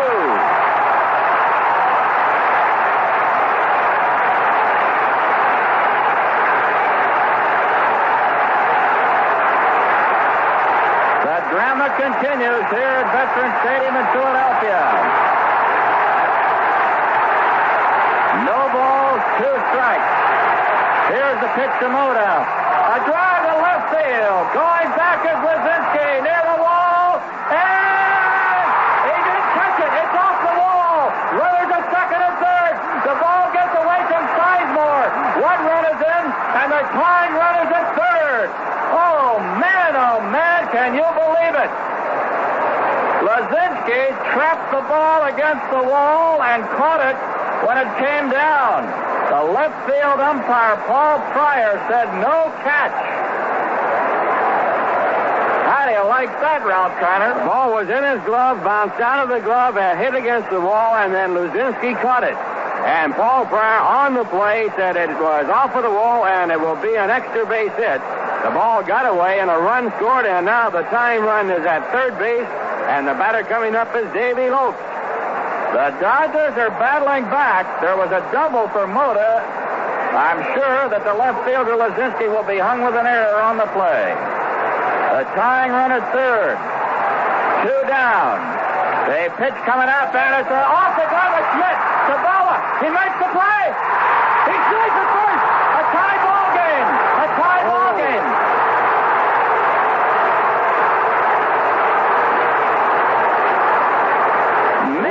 Man, what a play. Schmidt had been the human vacuum cleaner at third all through the ball game, making spectacular plays. The ball was off of his glove. Bull quickly got to it. The throw to first base by Bull was close. The safe call was made by first base umpire Bruce Frommage. And then the argument started because the tying run crossed on the safe call. It's now a 5-5 ball game. Hebner, the first baseman, kicked his cap about 15 feet away. He had to be restrained. He is still in the ball game, and out there to argue is Danny Ozark. But the ball game has been tied up here in the top of the 9th inning at 5-5. A comeback for the Dodgers, and really a comeback on the errors this time of the Philadelphia Phillies. Let's pause 5 seconds for station identification. This is the CBS Radio Network. This is the American Forces Radio and Television Service.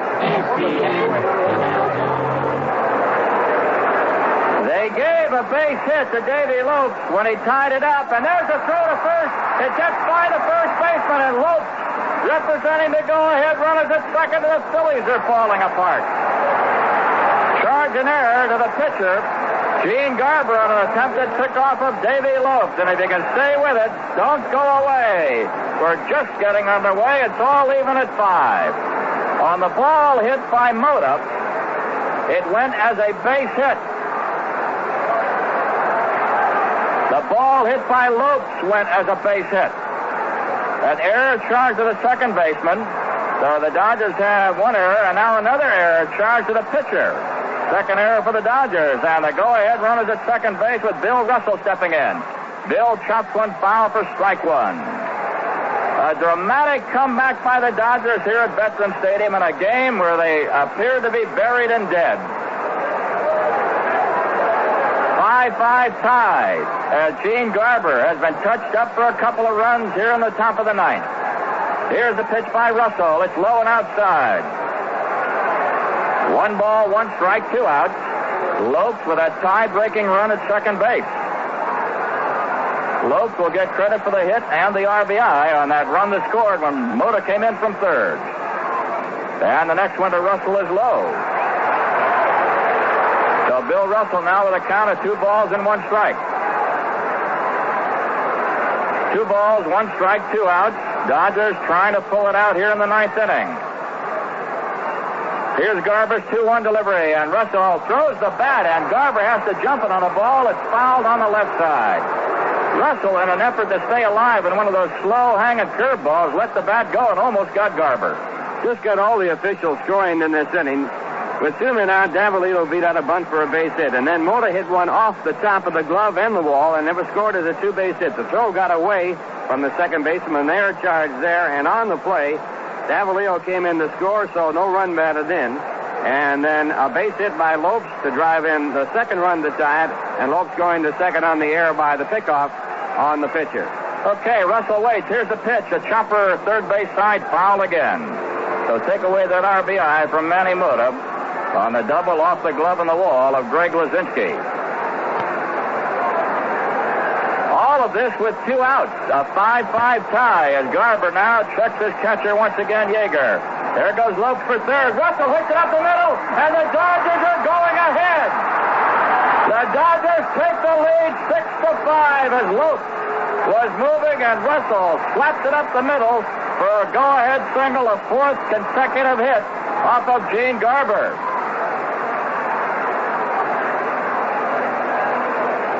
The Dodgers now lead at 6-5 in the ninth inning, and Reggie Schmidt is stepping in.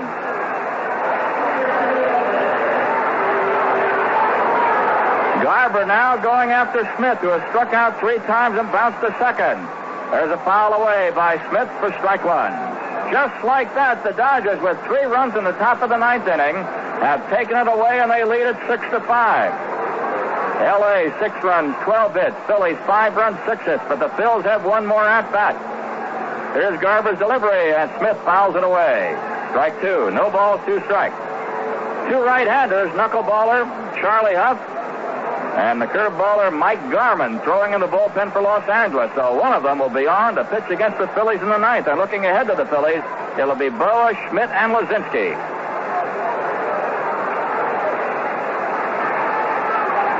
Here's the 2-strike pitch, and it's fouled away, and there goes the bat flying down the first base side. Wow, that's about the 4th bat.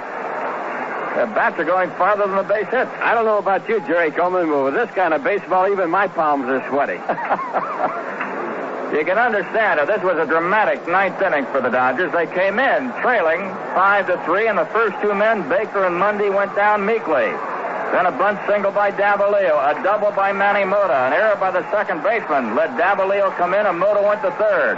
An infield hit by Dave Lopes tied it up. A single by Russell as Lopes went to second on the error on an attempted pickoff, and the Dodgers are leading it 6-5. There's a foul back again by Reggie Smith, and the count stays at 0-2. So Bill Russell with a clutch single up the middle when Lopes was heading for third, got him in with ease. The Dodgers lead at 6-5. A dramatic ball game, sensational ball game. Here's Smith waiting. Garber delivers a chopper right back to Garber. He makes the underhand toss to first, and the Dodgers are out of there. The play goes 1-3. But Los Angeles, 3 runs on 4 base hits, 2 devastating Philly errors, and a man left. We go to the bottom of the 9th inning. It'll be the Dodgers 6 and the Phillies 5. If the American League playoffs go to a decisive 5th game, the New York Yankees may have to use one of their baseball's top money pitchers, Jim Catfish Hunter. Hunter, 8-4 in postseason competition during his illustrious career, has been bothered by a hernia and has not pitched in the game since September 10th. However, he threw in the bullpen before Thursday night's game in New York and was satisfied with the results. Said Hunter, I threw about 15 minutes and felt pretty good.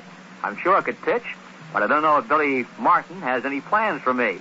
A hernia did give me some discomfort, but nothing like it did before. Martin has remained non-committal about a possible 5th game starter, but would not rule out the Catfish. Says Martin, I'm just playing it day-to-day. He threw well yesterday, that's a good sign, but I'll have to wait and see what develops. Hunter was only 99 this year with a 4.71 earned run average, but he's always performed well in the playoffs, and in the World Series, he is 4-3 in the playoffs, including a 1-1 record against the Royals last year. 4-1 World Series. We're going now to the Phillies' time at bat, and they're down to their last 3 outs. It was the Dodgers in the top of the 9th inning, trailing by a score of 3-5, and coming up with 3 to go in front, 6-5, and now it's Philadelphia coming up. A new pitcher in the ball game for the Dodgers, and coming back in for the play-by-play, Jerry Coleman. Mike Garvey is coming on. He is pitcher number 6 for Los Angeles. Burt Hooton started, Rick Rhoden, Doug Rao, Elias Sosa, Lance Roxon, and now Mike Garvey will try to come in and hold the Phillies. Dodgers 6 runs, 12 hits. Philadelphia 5 runs and 6 hits. And Larry Boa stepping in. Boa is 0 for 3 in the ball game today, 2 for 12 in the series. The first pitch to the switch-hitting shortstop is right in there, strike 1. Mike Garvey, right-hander, making his second appearance. He pitched the 3rd of an inning in the first game. Fires high, and Boa takes it high. 1 ball, 1 strike.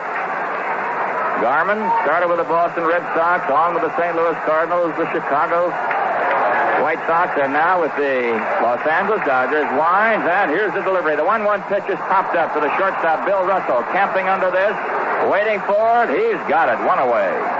So Larry Boa, 1 out. Bottom of the 9th inning. Dodgers 6, Phillies 5. And now the power starts to head up there. Mike Schmidt, and behind him, Greg Luzinski. Schmidt with 38 home runs, Luzinski 39, and Garvey has got to be thinking about that.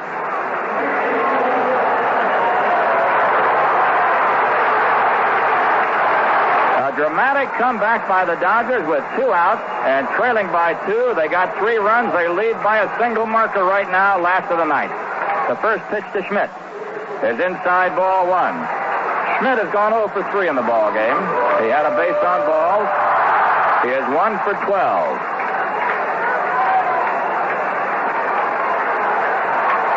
Garvey, the right-hander, ready again, and the 1-0 pitch has hit the center field, high and in the air, routine play. Out there is Glenn Burke, who's taken over for Rick Monday, and we have 2 down. So now the Phillies are down to their final out. Glenn Burke has taken over in center field for Rick Monday. And behind the plate, I believe we have Jerry Grody in there for Steve Yeager. So a couple of defensive changes. If you're keeping book with us, to keep your record straight, Grody behind the plate, Burke in center field. Greg Luzinski, the only thing standing between Philadelphia and the defeat. Dodgers leading 6-5. Here's the pitch to Luzinski, and it hit him high and on the shoulder, and I'm not sure just how badly, but apparently he's shaking it off. Well, I can tell you in a spot like that, Ralph Kiner, the pitcher does not want to hit the batter. That's the tying run at first base. Now the potential tying run is at first base, and Richie Hebner coming up. It was Hebner that got a rally started in the 8th inning with a double off the wall in right center field. It saw the Phillies take the lead by a score of 5-3. And it looks like the Phillies had the ball game wrapped up, but the Dodgers came back with 2 men out and started their rally to go in front 6-5 on a bunt base hit by Vic Davalillo.